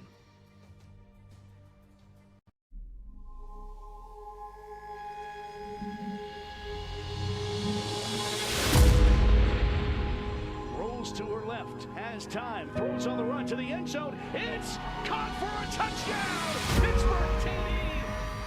The athletes, they're the backbone of this whole league, and they're just amazing people. They've got amazing stories.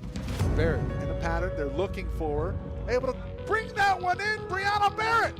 My goodness. I never thought I'd be here. I feel like the best things in life are things that come to you unexpected. So it's been a great journey for me. I know this is where I'm supposed to be. Caught touchdown, Jada Meister. Essentially is true of breaking barriers, right?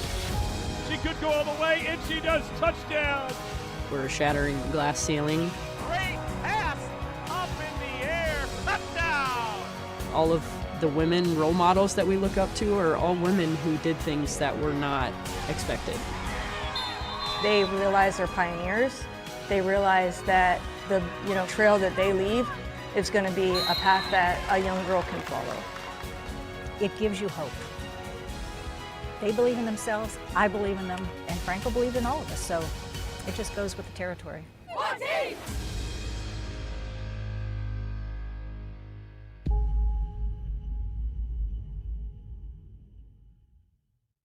You know the moments, the feeling in your feet, the rhythm of ambition, that extra, that aha, that sight.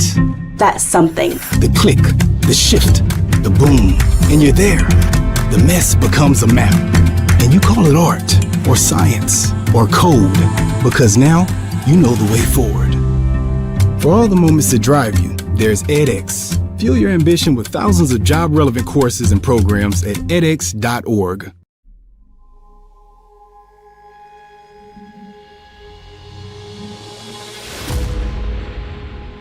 Rolls to her left, has time, throws on the run to the end zone. It's caught for a touchdown! Pittsburgh team!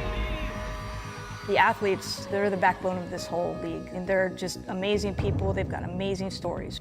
Barrett in the pattern, they're looking for her, able to bring that one in, Brianna Barrett. My goodness. I never thought I'd be here. I feel like the best things in life are things that come to you unexpected.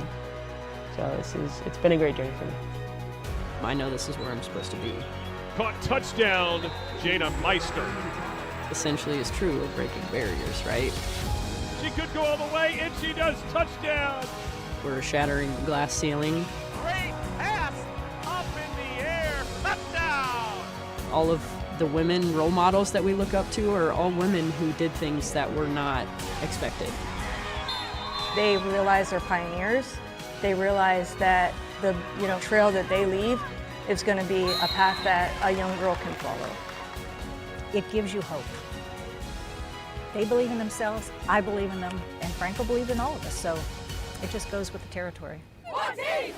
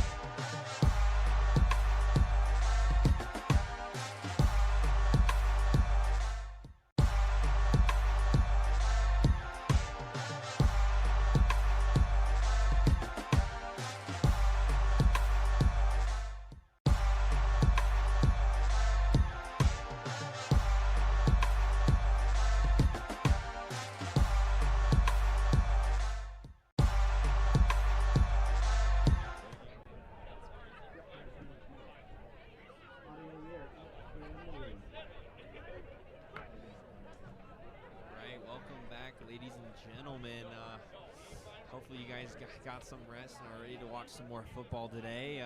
Looks like our girls are getting out on the field, getting lined up.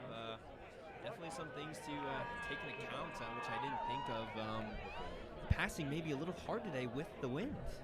I completely slipped my mind of how windy it is outside when we mentioned the weather. Could definitely see why a lot of these passes are going long and high. It certainly has picked up since the game started, so we'll cut you some slack there. But yeah, I think it will. I think it will continue to be a factor for them for sure. Even on this kick, that makes things a little unpredictable. Wondering if a couple of those passes short from Laura Gates that were on the left side. I mean, she was passing into the wind, so definitely could have played a factor for her. So wondering if the QBs will make that adjustment and put a little oomph. Yeah, QB's making the adjustment as well as the coaches, taking into consideration that passing is a little, again, unpredictable of sorts. But here we go, war kicking off to the Wildcats. We'll see what they're gonna do. She's lined up straight at the ball. This is interesting. Gonna just toe punch it right up into the air. Spinny ball, but caught and handled beautifully and taken up for a decent gain there. They're going to start about midfield. It's a great place to start. Definitely going to be pretty comfortable as the Wildcats take possession of the first half, being ahead of a touchdown and a field goal. A lot of their targets for the first half seem to be Sam Ronings and Archuleta. One results in a defensive touchdown. Hoping to see something from our offense. I believe that was Valerie Tanner on the return, number 3 for the Wildcats. Setting them up at the 45. Gates takes the handoff, or excuse me, takes the snap, handoff to Sam Gordon, and she'll get a short gain there. I'm not sure if this is confirmed, but with the way, Sam's been running the ball, she must have broken 1,000 at this point. Yeah, I think you are correct there. I think that stat was for total yards. So if it is, then the interception return would certainly count towards that and be enough to get her there. Another handoff again. She's got speed, good block, and plenty for the first down. Moving those chains once again. Huge shout out for Lexi Ronings on that play, getting that block that you mentioned. Definitely preventing a couple Wildcats from getting to Sam and getting that first down. Yeah, the blocking was again another thing that the Wildcats were emphasizing in their practices over the last couple weeks. You know, it makes a huge difference, even that one where Gordon already did have the first down, but that extra couple yards, you know, it helps in a game like this where they're battling for every yard, especially on this offense trying to, you know, get some good scores going. So, I mean, every yard helps. I mean, we've been short on some drives, on some touchdowns, and especially that first down. So any little bit yard helps for sure. Continuing a very great drive to start the second half on 2nd and 5, and that's a couple yards on that one again. Maybe just a single yard, actually. Setting up a 3rd and short, 3rd and 4 here. I think what we were talking about might be at least a factor. You know, we haven't seen him attempt to throw just yet on this drive to start the second half, and I'm wondering if you're spot on there. Definitely haven't seen a pass. I mean, I didn't take a step outside, but my lovely mother was able to visit me in the box during the halftime, and she was like, "It is so windy out there." So I definitely am wondering if that wind is probably definitely a part of the why each team hasn't really thrown any of those crazy deep passes. You know, Cali War loves to throw those deep passes. We've been seeing a lot of those short, up the middle ones for sure. Yeah, and the play there only good for another yard, setting up a 4th and 3 this time. Got to be creative on these 4th downs. You know, they do have some great running plays so far, good enough for a couple yards just about every time. I'm guessing they'll go for another one here. Only having about 2 turnover on downs for the first half for the Wildcats. And that one's going to be awful close to see if that tallies a 3rd or not. And they are calling her short. So another turnover on downs. We've seen this back and forth time and time again in this matchup. It's definitely a familiar sight for sure. I mean, each team is just so tough to really kind of get these big plays going. We'll definitely have to see how Cali War starts off the half. I definitely probably getting angsty to at least get some points on the board, whether it's a field goal or a touchdown. Obviously a touchdown preferred. A lot of their targets being number 16, Spidey, and number 28, and number 11 on their side. Definitely going to probably see those familiar targets this half, I assume. I'm going to go ahead and claim commentator's curse on that last play, or excuse me, those last couple downs. I said it was a good-looking drive to start, and then all of a sudden they weren't able to go anywhere and eventually turned the ball over on down. Spidey breaking tackles. Wow, just muscling her way through for a 15-yard gain. My goodness. It looked like she was dragging 2 of the Wildcats with her during that drive. I mean, that stiff arm. I mean, her strength and is just so unreal in stopping tackles. She is such a threat when the good old pigskin gets into her hands. I mean, stiff arm and just dragging people with her. It's it's so fun to see. And that is a very short pass, but turned into a huge play. I think that's going to be an adjustment we're going to see time and again. Just, getting the ball into players' hands. You don't want the wind to move the ball in any way that makes it hard for the receiver to catch it or put it into danger for that matter. This time on the ground, though, the ball is stuffed and maybe came loose towards the end there, but it was called down first. I believe that was number 77, Haley Saldivar? Saldivar? I don't know. Excuse me, not good with names, but starting that tackle and then getting the support from her fellow Wildcats for sure. Yeah, that was a great play for them. Tackle for loss, 3 yards that time, setting up 2nd and 13. Lining up once again with 2 in the back. Spidey cutting on the outside, finding her, and it's completed and able to drag a couple more yards after as well.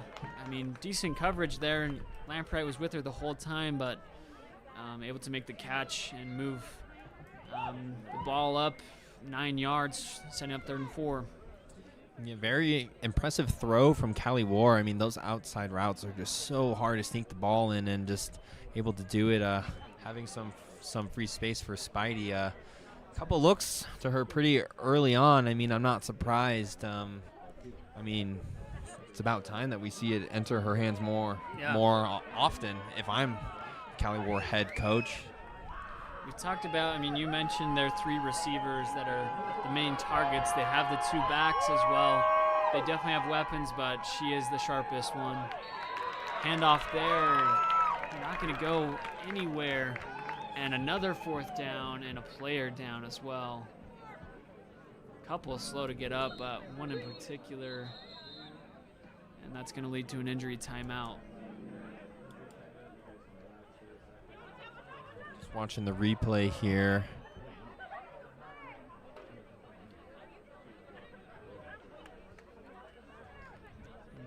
Looks like it was just the number there, but just one of those tough tackles and those tough hits.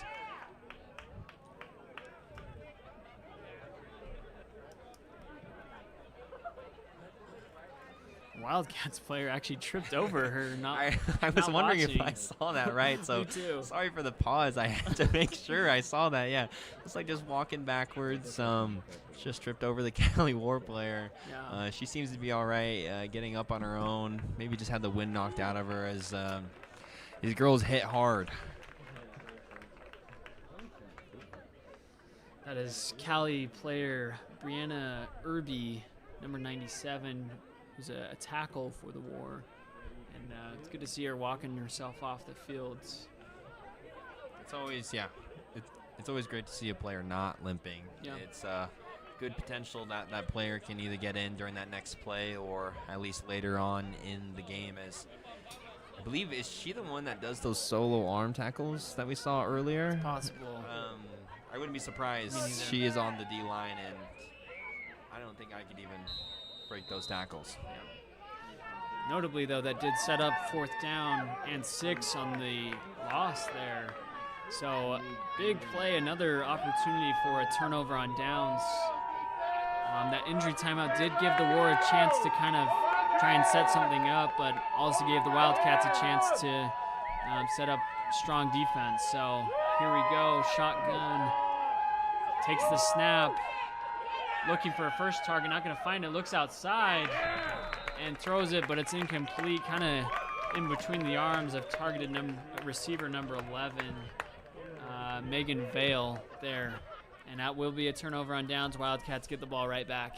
Another turnover on downs. Only the 2nd of the game for Cali War. I mean, watching back on that play, great coverage from Archuleta. I mean, as soon as that ball's up in the air, she turns her hips and makes sure she gives number 11 just enough room, but shut her down pretty easily. Yeah, walking that fine line of being close, making it good coverage, but obviously not interfering with the player's ability to catch. She's turning her head, watching the ball as soon as it's aired out. And good defense, able to get the ball back now in their own hands. We'll see if they can have something a little more effective on this drive. Gates, early pass to Archuleta outside, taking it and able to get a gain of 6 or maybe one more than that. 7. Ooh, if this was last season, that would have hit for sure. I had to 6-7, guys. I'm sorry. I know we at least have one kid watching, so that's for you. Just a few Gen Zers in the booth. If that wasn't already evident. And I do want to make a correction. That was good for 8 yards, so no need for the 6 or 7 in the first place. That's kind of. We'll get them next time, folks. We'll get them next time. Second and 2 here on this one. Gates, low snap, catches it, throws it quick, wide open. Oh no! Archuleta not able to get it, but there was a flag on the play anyways. Curious to see what that was. Saw Archuleta just turn her hips a little too soon. Just almost assumed that the ball was already there. Started running forward before she had ball security. You gotta stare that ball down like you're a hungry lion and you haven't eaten in like 7 days. That ball is life to you. Yeah. So definitely want to take your time turning those hips, really watching that ball and enter the hands. Yeah. And, I mean, we've already seen it before. Archuleta has the speed. Yeah. And it's one of those that's so easy to say and so hard to do sometimes. Where she is so open, you know she's just so excited. She's like, once I get this, I have room to run. I'm going to make a huge play here. And that excitement gets a little costly sometimes, and that is the case this time around. Yeah, I do want to say, folks, all the critiques are, I can't do better. There's a reason why I'm in the booth. But definitely love to see the hard competitive play from the girls. Looks like that was a penalty on the Wildcats. A lineup error of some kind, and head coach Sean Gates does not like that as he's giving the ref a hard time there. There's one thing we love about our head coach is he cares. He cares so much. I mean, he is attentively watching the girls play, probably more than anyone in the stands. And Gordon shifting her feet, getting back to where they were basically at the with 2 yards to go for the first. Setting up, it's going to be, I think they have 2 yards to go there. Right, definitely. I mean, 3rd and short. I'm assuming we'll see that, the famous run that we usually see. Keeping it on the ground. It's a safe assumption. I mean, both of our. Yep, there it is on the outside for Gordon. Pitch outside, plenty of yards on this one. Cutting up field there, moving the chains with ease this time. That pitch is so important for them. Sorry, having to whip our PA into shape, seeing her on her phone. You just do not like to see that lack of professionalism. I mean, you almost hate to see it. I was actually checking out the highlights already posted on the WFA page. Yeah, definitely go give our Wildcats a follow on Instagram, subscribe to YouTube to tune into more of these live streams. Yeah, give them that support. That's so important, and thank you, Emily, for clearing that up. Handoff this time, good for 3 yards, setting up a 2nd and 7. We're eating a good amount of clock so far, getting further into this 3rd quarter already. No scores just yet. I mean, kind of staying true to the games we've seen between the two sides. 10-0, it remains. Definitely, I feel like, I mean, I could be wrong here, seeing a couple of the less drives, taking more time to follow through. A screen on the left side, it's Archuleta. She cuts back, comes up the middle, and for a 1st down for our Wildcats. Yeah, that's well done there. The pass was awful close. I don't know if a War player was particularly reading that play, but it was perfect. Great throw by Gates, and Archuleta able to get plenty of space on that one.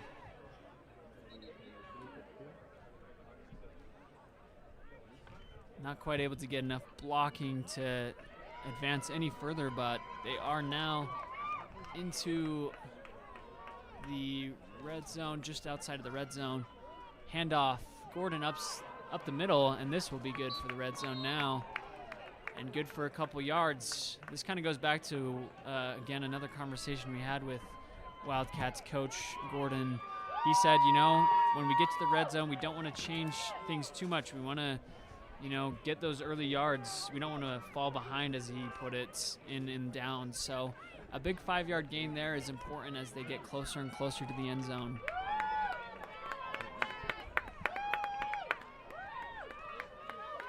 Second and 5 on the 16, another handoff. Gordon taking it outside, breaks first tackle, got a block, and she might be just short as the War player wraps up her ankles, and it's gonna be a first down on the 1. She was so close, and a great play there.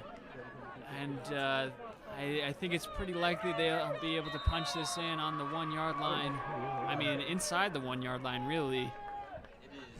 It is hovering over the touchdown line. I am surprised that she didn't get in with that. Refs calling it not a touchdown. Definitely a little bit of oohs and ahs from the crowd as they all thought it would Cyclone Gordon would punch it in.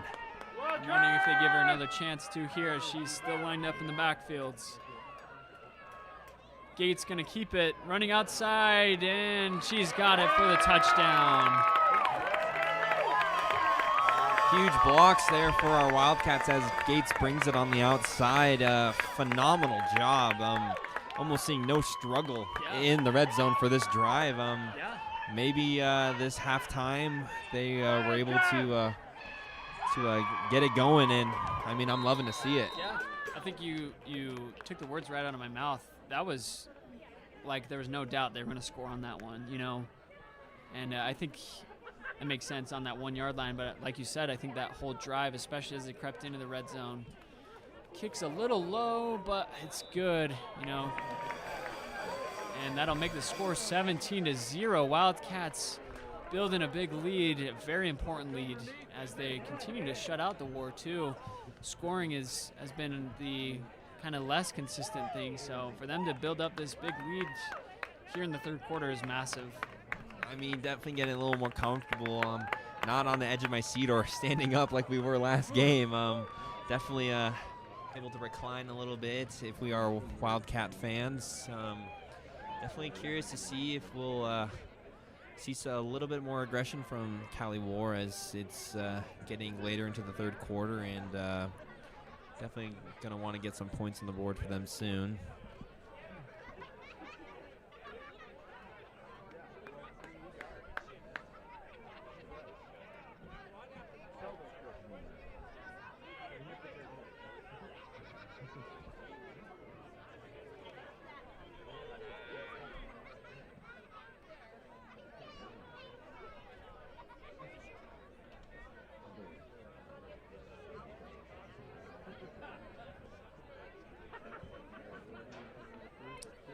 Still don't have a score update in the other game here in the American Conference, but for those who maybe missed the first half, the Pittsburgh Passion won their game against the Mile High Blaze in the first round of the playoffs to advance, as did the DC Divas against the Tampa Bay Inferno. So they will match up on the other side of the bracket in the National Conference. Here in the American Conference, as it stands, the Wildcats with this lead will go on to play the winner of the St. Louis Slam versus the Minnesota Vixen.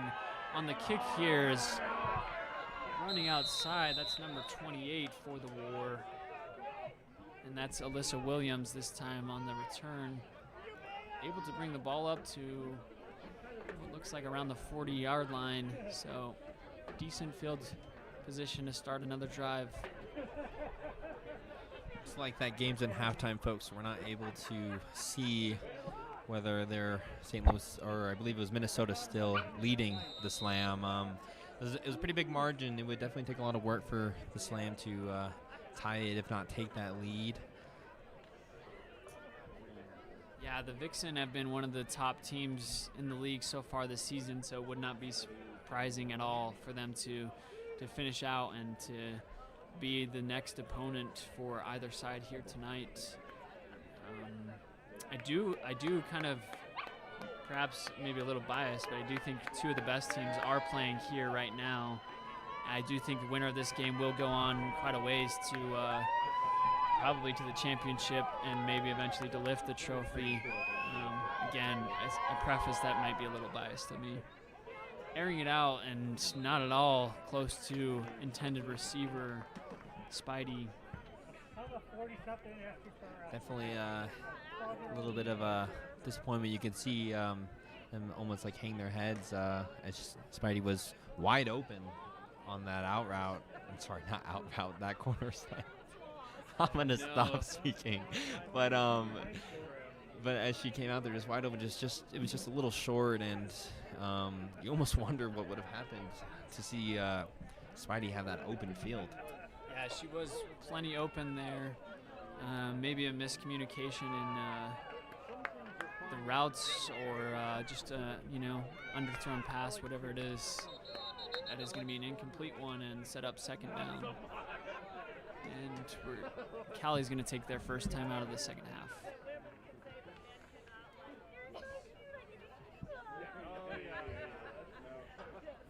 Almost curious to see if we'll see that run from Spidey again, as those runs have probably been a more successful plays from through her, and wondering to see. I mean, if I'm Cali, I might start playing a little bit more aggressive. I mean, the passes have been underthrown, but I'm more than confident that Cali has the capabilities of getting it downfield. Haven't really seen too many runs break out. This looks like the Wildcats are doing a great job.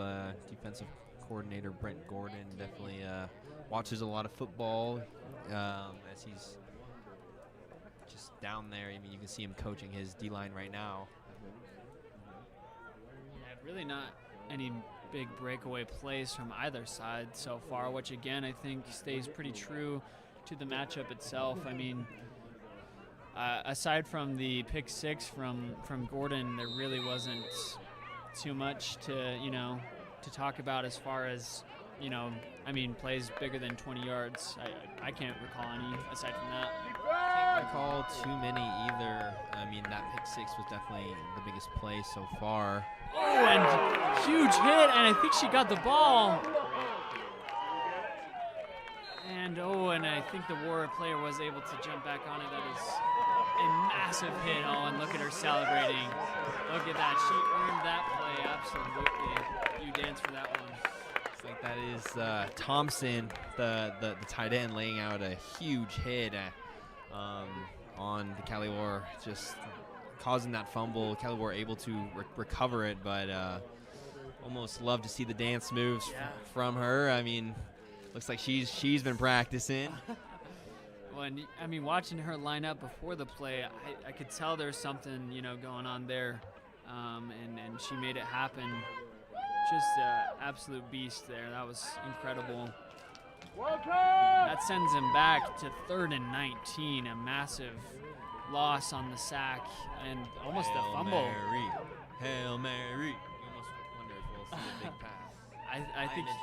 I was going to say, I think it's safe to say you're wanting that, aren't you? Ooh, and Gates jumps up to try and pick it, but what a perfect throw and a catch. The chase down to take her down eventually. And Gates just got a little eager there, really close. I mean, that throw couldn't have been any more perfect, really. Any more left, right, short, long, I don't think that's completed. Possibly intercepted too. And what a play. Spidey spinning out of the tackle there, and wow, making a play. What a tackle too, though, from the Wildcats to prevent the touchdown. Archuleta getting there quickly. I'll put my hand up, folks. That was probably me jinxing it. I was wishing for a big pass. Got it, and I'm sorry. But yeah, a great tackle from Archuleta, catching up there quickly, dragging her down and sewing her down by the jersey. Steps back and opens up down the middle. 11 keeps it on and gets into the touchdown for Cali War to put some points on the board. Definitely see some excitement from her. Yeah, she breaks that first tackle, kind of again also spinning out of it, and we're gonna watch this one back, but big passing plays back to back for the touchdown for the War.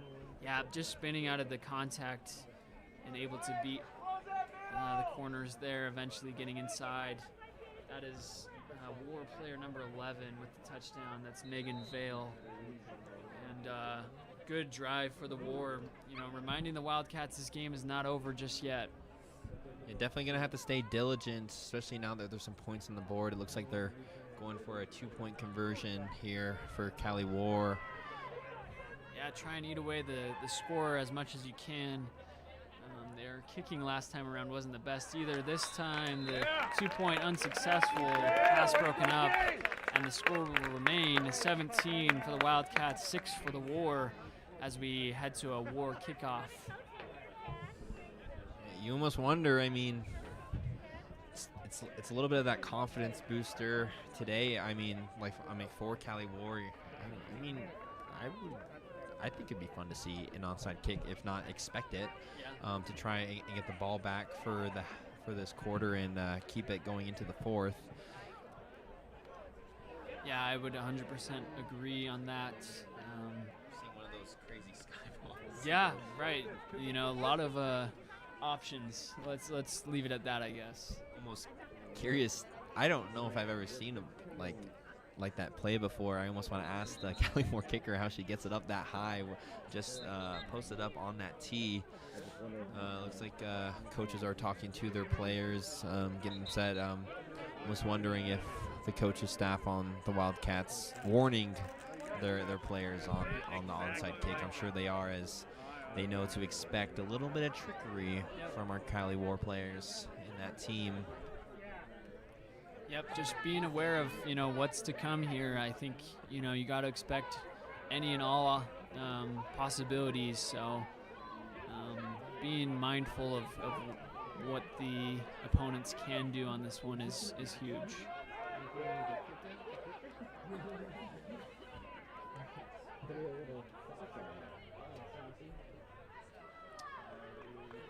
Sun is officially going down now, so we're seeing those lights turn on, and this is just a beautiful night for football.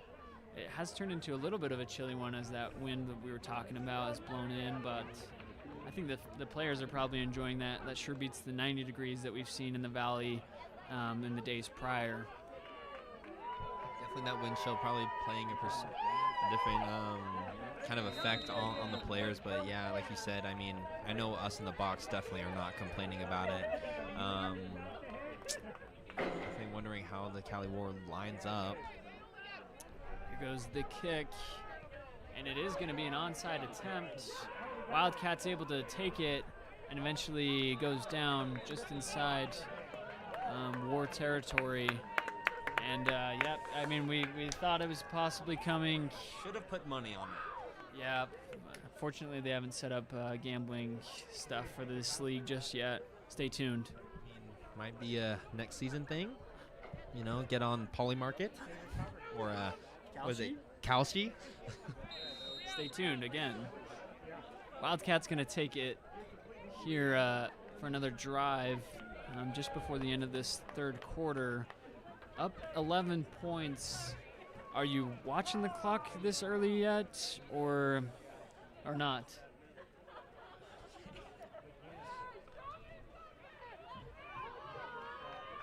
Ty, what do you think? You watching this? Is the clock a factor just yet this early? I don't know about too much of a factor, especially like our Wildcats. You might see a lot of run from us, but that is pretty usual. A flag on the play.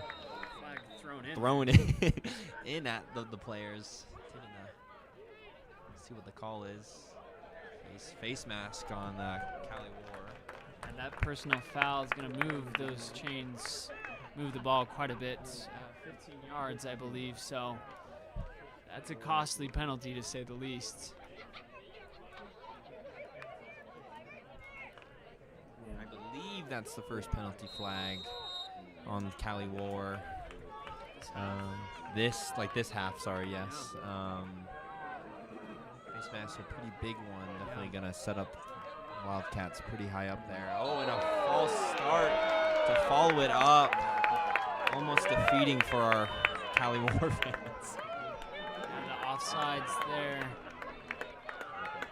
And that's going to move them up another 5 yards. So yeah, these penalties proven effective so far on the drive. I mean, they are the drive thus far. Definitely something that you just don't want to do. I mean, penalties are not usually such big yardages, but they definitely just eat up the field. I mean, giving the other team advantages in downs and like in yards, depending on if they accept or decline them. And they're happy to let the clock run to the end of the third quarter. Once again, score is 17-6. And, you know, the War did answer with that big drive there. Good passing plays. Curious now for the Wildcats on what their response is.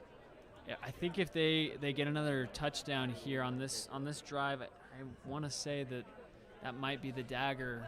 I don't know if the War, with how long the drives have taken so far, if they would have enough time to respond at that point.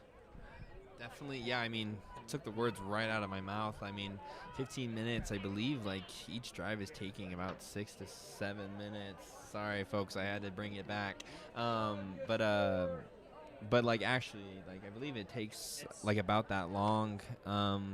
So definitely something that they're going to want to see a change in. Yeah, and that's counting drives, too, that don't even score, right? I mean, those are drives that are turnover on downs, or there's been a couple punts, too, but... So, I mean, those clocks do eat up a lot those drives do eat up a lot of clock there. Looks like today, I mean, Cali War, yeah, like having a lot of turnover on downs, about 4, and then an interception, and then a punt. Like, they've not been able to, they've almost been the ones struggling in the red zone like this game to really let that final push and punch it in. Here we go, handoff. Gordon to the right side, able to get a couple there. And that's going to set up 2nd and 1, or excuse me, 2 on that one. Pardon that. Definitely the run game, I mean, it's going to be the most popular thing that the Wildcats are going to do this late in the game. Their goal is to eat away at this clock to really finalize the win and get that security so they can almost start getting ready for the next game. Handoff once again, cutting outside, dashing up, and it's hard to see, but I think she got there, and yeah, there goes the chains. So that's huge. Again, you know, bleed clock, get the ball moving, and they are now inside, or just at the 20, it looks like. So another red zone opportunity for them. And this fourth quarter's slowly ticking away. Already about almost 2 minutes in. Wondering to see if Wildcats played aggressive here to almost secure the win tonight. You know, I think they have such an arsenal, I wouldn't be surprised. Gates is going to try and run it herself, but War reading that and pouncing on it immediately. And that was touchdown score number 11. Megan Vale with the play that time. And yeah, that's going to be a big tackle for loss. Looks like they lost about 5 on that one, getting back to the 25-yard line. Yeah, I mean, it's almost like Cali War knew what play they were running, and you just almost instantly see the D-line and linebackers just start gunning for Laura, like right as soon as she got the ball and took that first step. Great read from that defense. Definitely curious to see what they do up next. Got 2 in the back, pitching to Gordon. Got a decent blocker coming back in. So fast. So shifty, wow. And I mean, lots of War players showing themselves there, but able to dodge and weave and eventually get the ball up, but I don't think they quite got back to that initial line just yet. Yeah, still just a little short there. 3rd and 14 after that play, and able to make something out of nothing, but they do have a long one to go. I'm almost wondering to see if Wildcats are just trying to punch it into field goal territory to set up the kick, and 3 points even secures that win for them. Knock on wood, I will not jinx us, as they hike it under center. Yeah, the 3 points would go enough for a 14-point lead. Still only 2 possession though, so can't say that rules it out just yet, but the run outside once again stopped kind of short. I think they're finally back to the initial line, maybe just short, so 4th and 11 on the 21. That's a 38-yard attempt. I don't know if they want to go for it. Gates is still on the field. It looks like they're probably not going to go for the field goal. They'll attempt this 4th down instead. As they line up, they got 2 receivers, 2 in the backfield. Taking the snap. Walkers, there's it outside. And pass broken up. Archuleta was the target, but unable to bring it in. Decent coverage again from the War. And another turnover on downs. Ty, how many is that on the night? On the night total, I believe about 8 total for the game. Definitely a lot, but definitely something that we're not too surprised about, knowing that this was going to be a defensive game for sure on both sides. Yeah, that is. I wish we'd have kept track last time around as well, because I would assume it's a similar number, if not maybe even more. I definitely feel like last game there were a lot of drives. I would definitely say last game was more, so each team doing better on getting down the field a little bit more and not turning it over so quick, but again, those drives eat up some time. This is another unsuccessful red zone, but they've been really solid on defense. I think they like their chances of Spidey making it to the outside, and wow, what a tackle. That is Gordon dashing over there and making the stop. Several Wildcats involved, ready to aid there on the run coming up to our near side here. That was still a good gain though for the War on 6 yards. And still not seeing a ton of passing plays from either side thus far in the second half. See if that changes here now. This team looks like they're trying to use that running back or this wide receiver speed on each side. Each side having a lot of it for each player. Handoff to 21 and eventually stopped. Maybe even for loss, if not for no gain, really. So that's a big play for them. We'll see who made that. I was a little confused, I'm going to be honest, on who had the ball initially. They kind of had some trickery going on to start that play.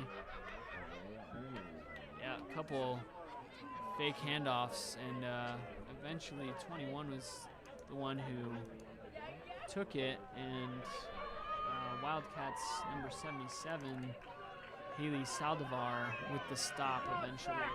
Great tackle.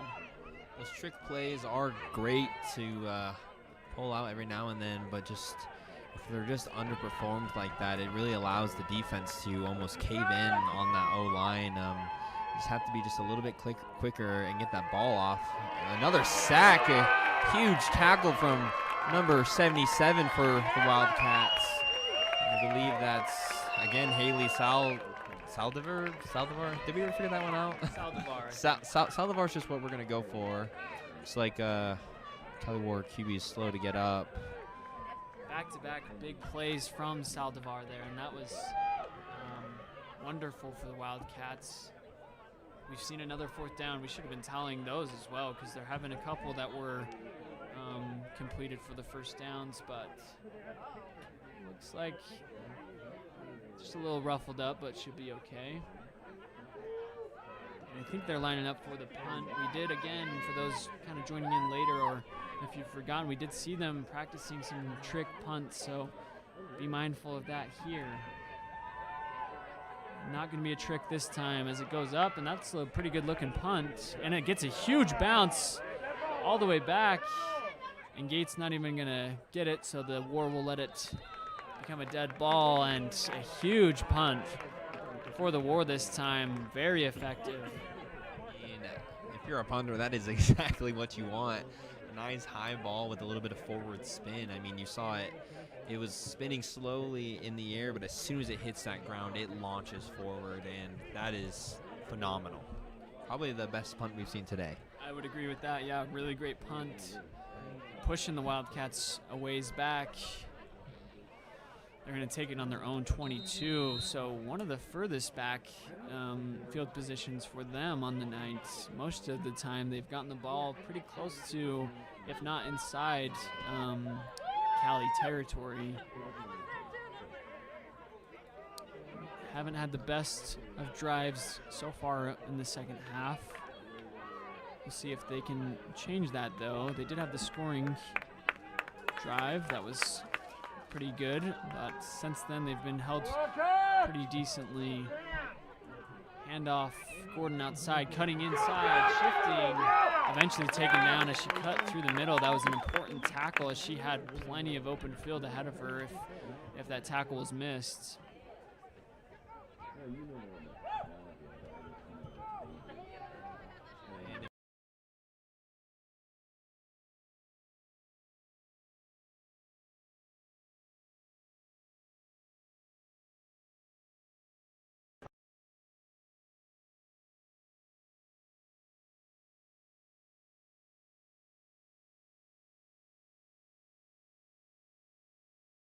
In the pocket.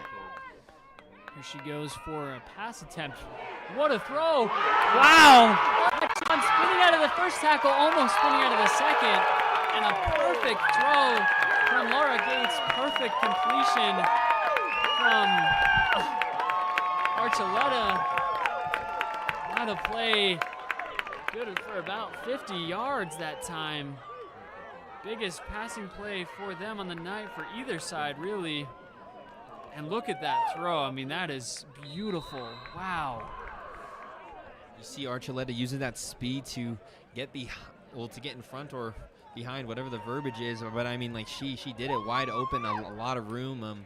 Lets it enter into her hands and breaks that one tackle with the spin move, and really gave a great advantage for our Wildcats. This time it's a handoff to Gordon. She cuts out and then back in for a gain. And I think Archuleta has been the #1 target in passing tonight. They've seen some good looks for her, and this time a great play that sets them up beautifully.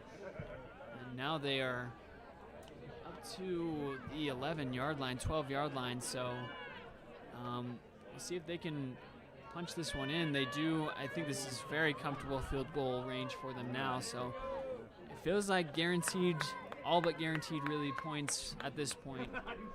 They would love to not have to settle for a field goal as they do another handoff, this time up the middle, and that gap closes up quickly and not able to get too far. Piled up pretty well there. So they try and get players on top of each other, really. Sam Gordon did kind of get swamped there. But definitely probably have a lot of eyes on her as she's been fantastic this game. Definitely see, I mean, they're in field goal range and deep into the red zone. See if they finally punch it in. Yeah, that was just short of the first down, so they got 3rd and 1. On the 9-yard line, pitch outside to Gordon. She's got a single blocker, uses it beautifully, and cuts in so fast.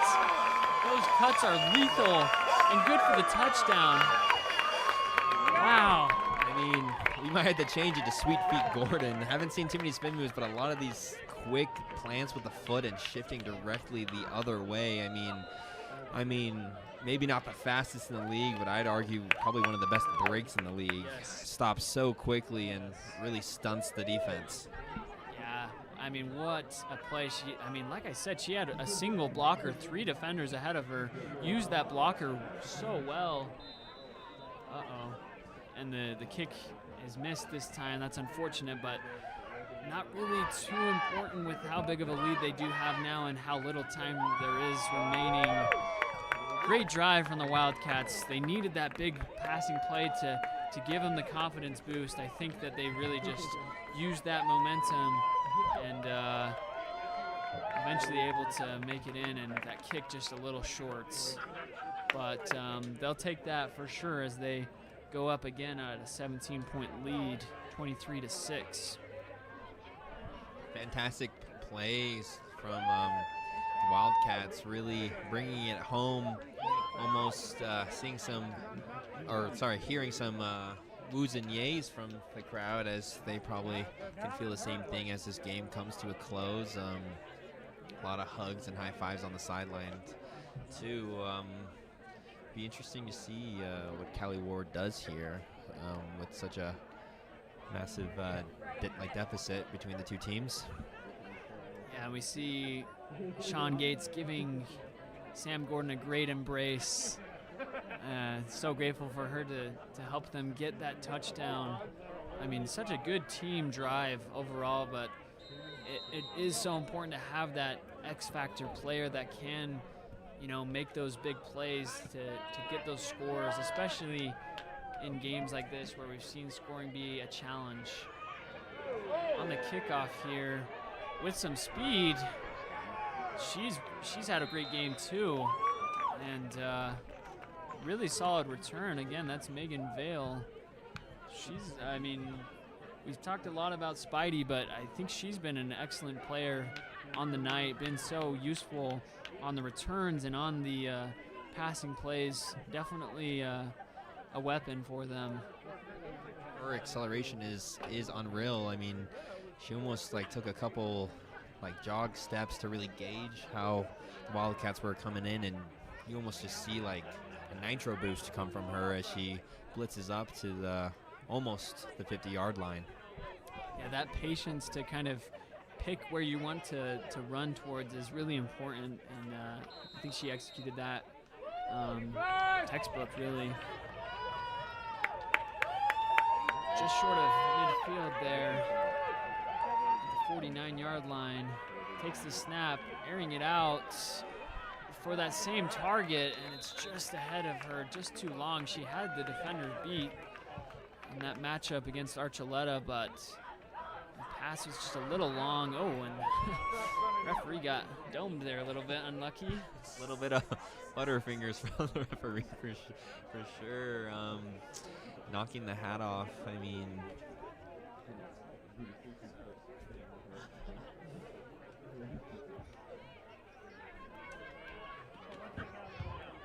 yeah, they're going to be looking for those deep balls there.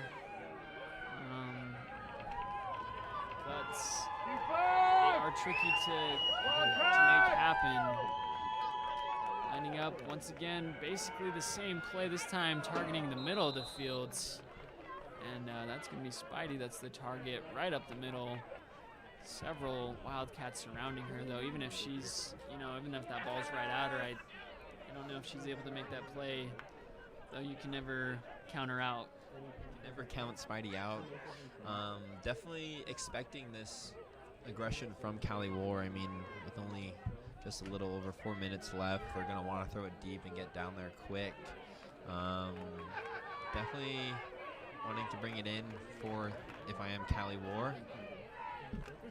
It's 2 incomplete passes now, 3rd and 10, and a pass outside, complete and I believe good for the first down to their fullback, number 21, Rory Washington. Really important for them to keep this drive alive. as they finally look a little bit shorter, and she was, pretty wide open on that left side, on that far side. So important play for them. Definitely taking advantage of how far back the Wildcats are sitting, them trying to prevent these crazy big plays for sure. This drive absolutely detrimental for Cali War, as that they give it up here, it almost seals the ball game. That was Brielle Lampright making the stop, and we've got a penalty on the field, and it's going to be a false start. Another penalty for the War. Another, I would argue, avoidable penalty. Are they feeling some stadium pulse maybe? I don't know. I mean, I definitely maybe have not. I feel like I'm a little short, and that's maybe crazy to say, but that is around 9 penalties for Cali War. I mean, you almost want to think that played a huge part in this game. I mean, pushing them back. I mean, we saw so many almost 3rd and short, 2nd and shorts, and then now we're seeing 1st and long, 2nd and long, 3rd and long. Those, like we said earlier, they might not matter if there's a few or if it's just early, but this late in the game, it's just, you can't do it. They certainly do add up. The snap pass is low. I don't know if she caught that. And she did. They're saying that was a complete pass. That was really well done. It was a low ball there, not giving the defender an opportunity to make too much of a play there. That's well done. I think you were right on there, though, as far as the penalties. I mean, when you're playing a team 3 times in a row, you really, really had to make adjustments on, big mistakes, and those are things that they didn't really fix, I guess, in the 2 weeks since we last saw them here. So I think the Wildcats have done well to kind of make adjustments. I mean, obviously they're doing well, but adjustments are important. Snap, taken to the right, taken down by 2 Wildcat players. That's going to set up 3rd down and about 4, I think. Correction on that, 3rd and 6. So still a ways to go, as they're going to let it get to the 2-minute timeout now. 2 minutes remaining, down 17, I think.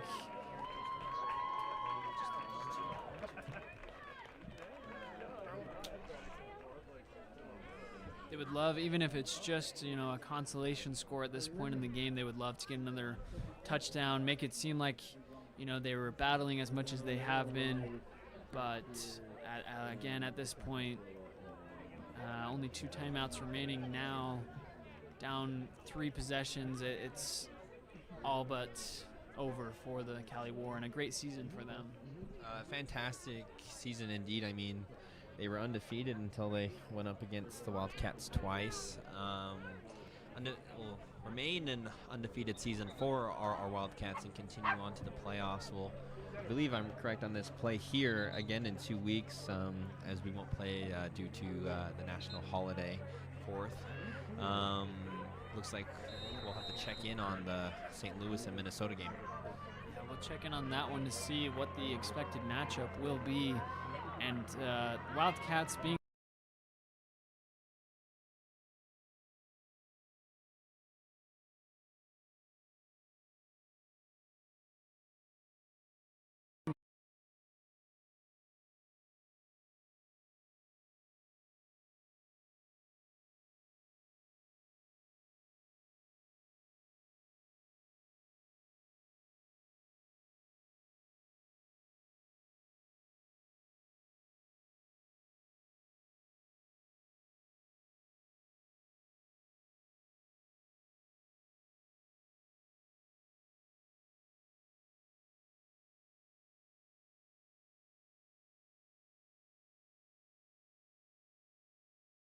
that was a massive play for them. I mean, great trickery, but again, another false start, avoidable false start that brings them right back.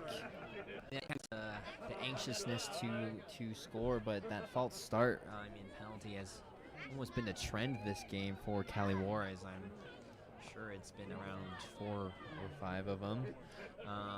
Definitely something that you don't like to see. I mean, and you wish that it didn't happen, but it is what it is.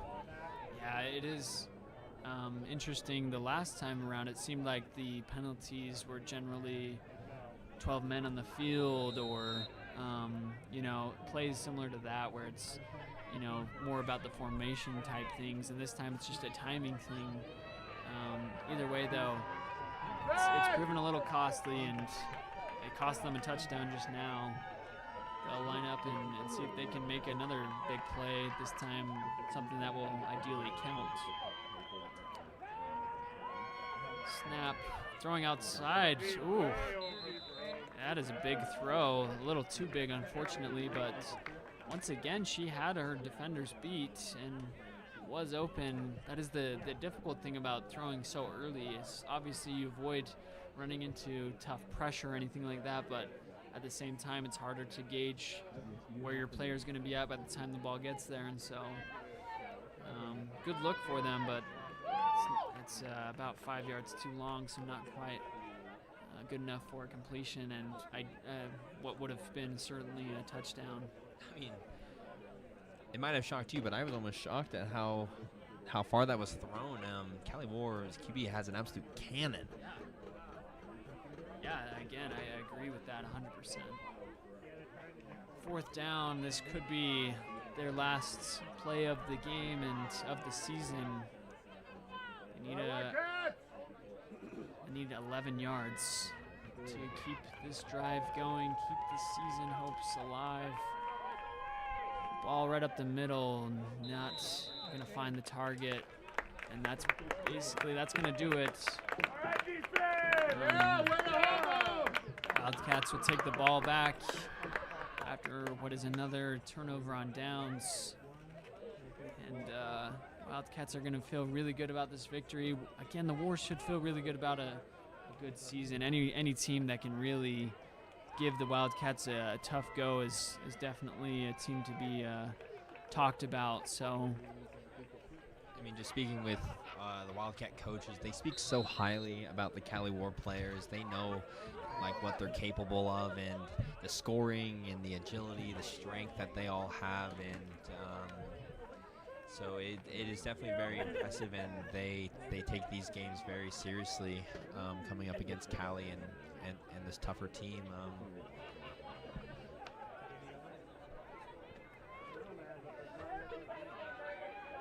And there's enough clock left that they're not going to go into victory formation just yet, but wow, just flying. That's Rhea Lampright with the handoff, and she was cruising there, but there was a flag towards the end of that play that might be giving them some extra yards, possibly. So another personal foul for the face mask, another 15 yards, and I think that probably will lead to a victory formation, although I could be wrong. There is some, just pride that goes into it. I mean, obviously, that you're down 3 possessions, down 17 points. This game is over. You do not have the time to make that. So, but at the same time, you don't want to just give up. You play to the end, and Wildcats also doing that as well. And that was a good play with the penalty at the end as well. That moves them up pretty good at the 35-yard line now. Handoff again. I believe that's Lampright taking it a little gain there for about 3 or 4, I believe. 2 little shout outs. I'm going to give it to Archuleta and Sam Gordon. They were definitely our more favorited targets today. I mean, Archuleta, notably having that amazing pass from Gates and taking it up the field, and these tough little quick shifts and breaking of tackles from Gordon. You just love to see it from this team. I mean, we've seen how hard they train and work, and how invested the coaching staff and the players are. They definitely work hard for these things, and I was very, very happy for them. As the Wildcats take the knee, letting the clock go down, and they will happily take the victory with a final score of 23-6.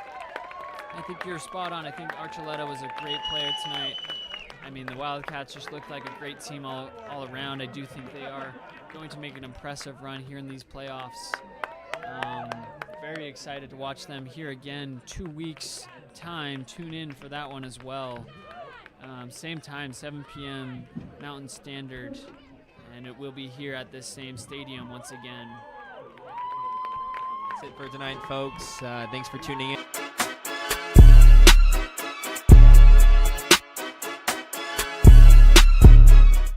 This group right here, all around, is football. We're all football players. Y'all are football players, okay? Down. Tatsiali's going to go straight ahead. Got a receiver caught. Touchdown. They're back by him. What a catch. Houdini act. Sideline. She breaks another tackle. There's now one for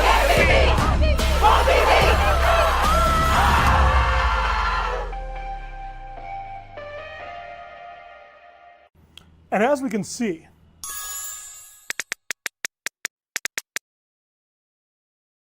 the future of technology is with us.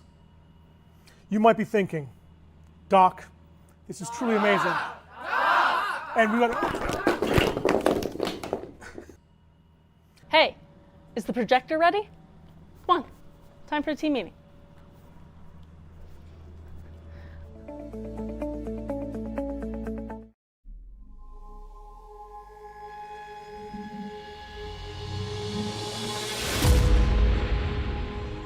To her left, has time, throws on the run to the end zone. It's caught for a touchdown. Pittsburgh TD. The athletes, they're the backbone of this whole league, and they're just amazing people. They've got amazing stories. Barrett in the pattern, they're looking for her. Able to bring that one in, Brianna Barrett. My goodness. I never thought I'd be here. I feel like the best things in life are things that come to you unexpected. So it's been a great journey for me. I know this is where I'm supposed to be. Caught touchdown, Jada Meister. Essentially, is true of breaking barriers, right? She could go all the way, and she does. Touchdown. We're shattering the glass ceiling. Great pass up in the air. Touchdown. All of the women role models that we look up to are all women who did things that were not expected. They realize they're pioneers. They realize that the trail that they leave is going to be a path that a young girl can follow. It gives you hope. They believe in themselves, I believe in them, and Franco believes in all of us, so it just goes with the territory. One team!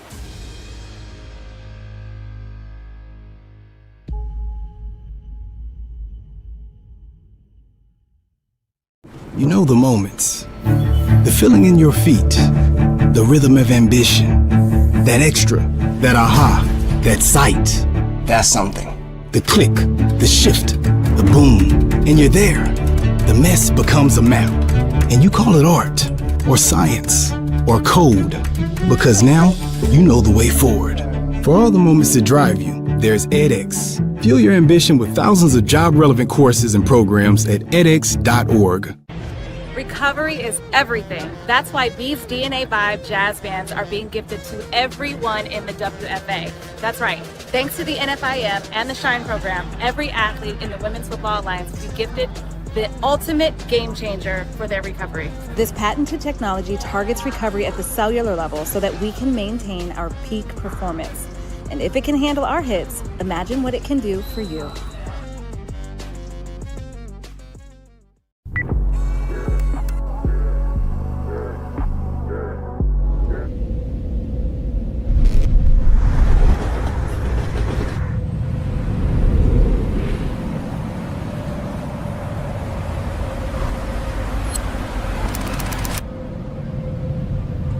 Yo, 40 years is crazy.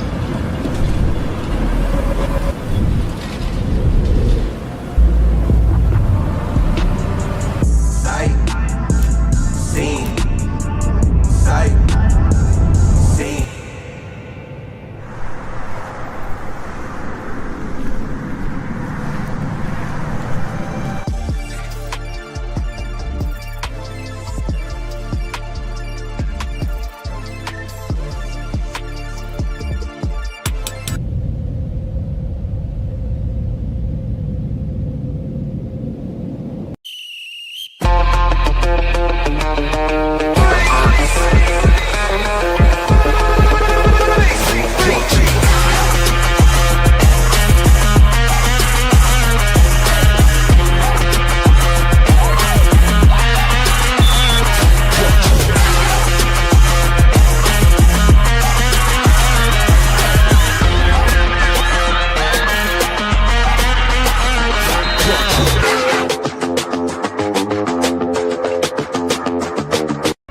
quiet moments before dawn, champions are made. Every fan, every athlete, every moment counts. It's not just a game, it's a passion that unites us, drives us, and makes us strive for greatness. Greatness is wherever fans connect and call home.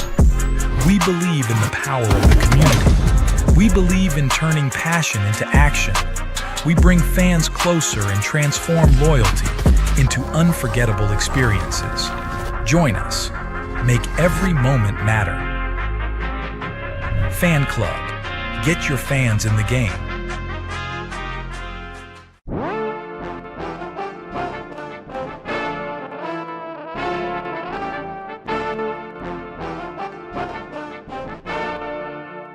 Yo, Jay, what you say?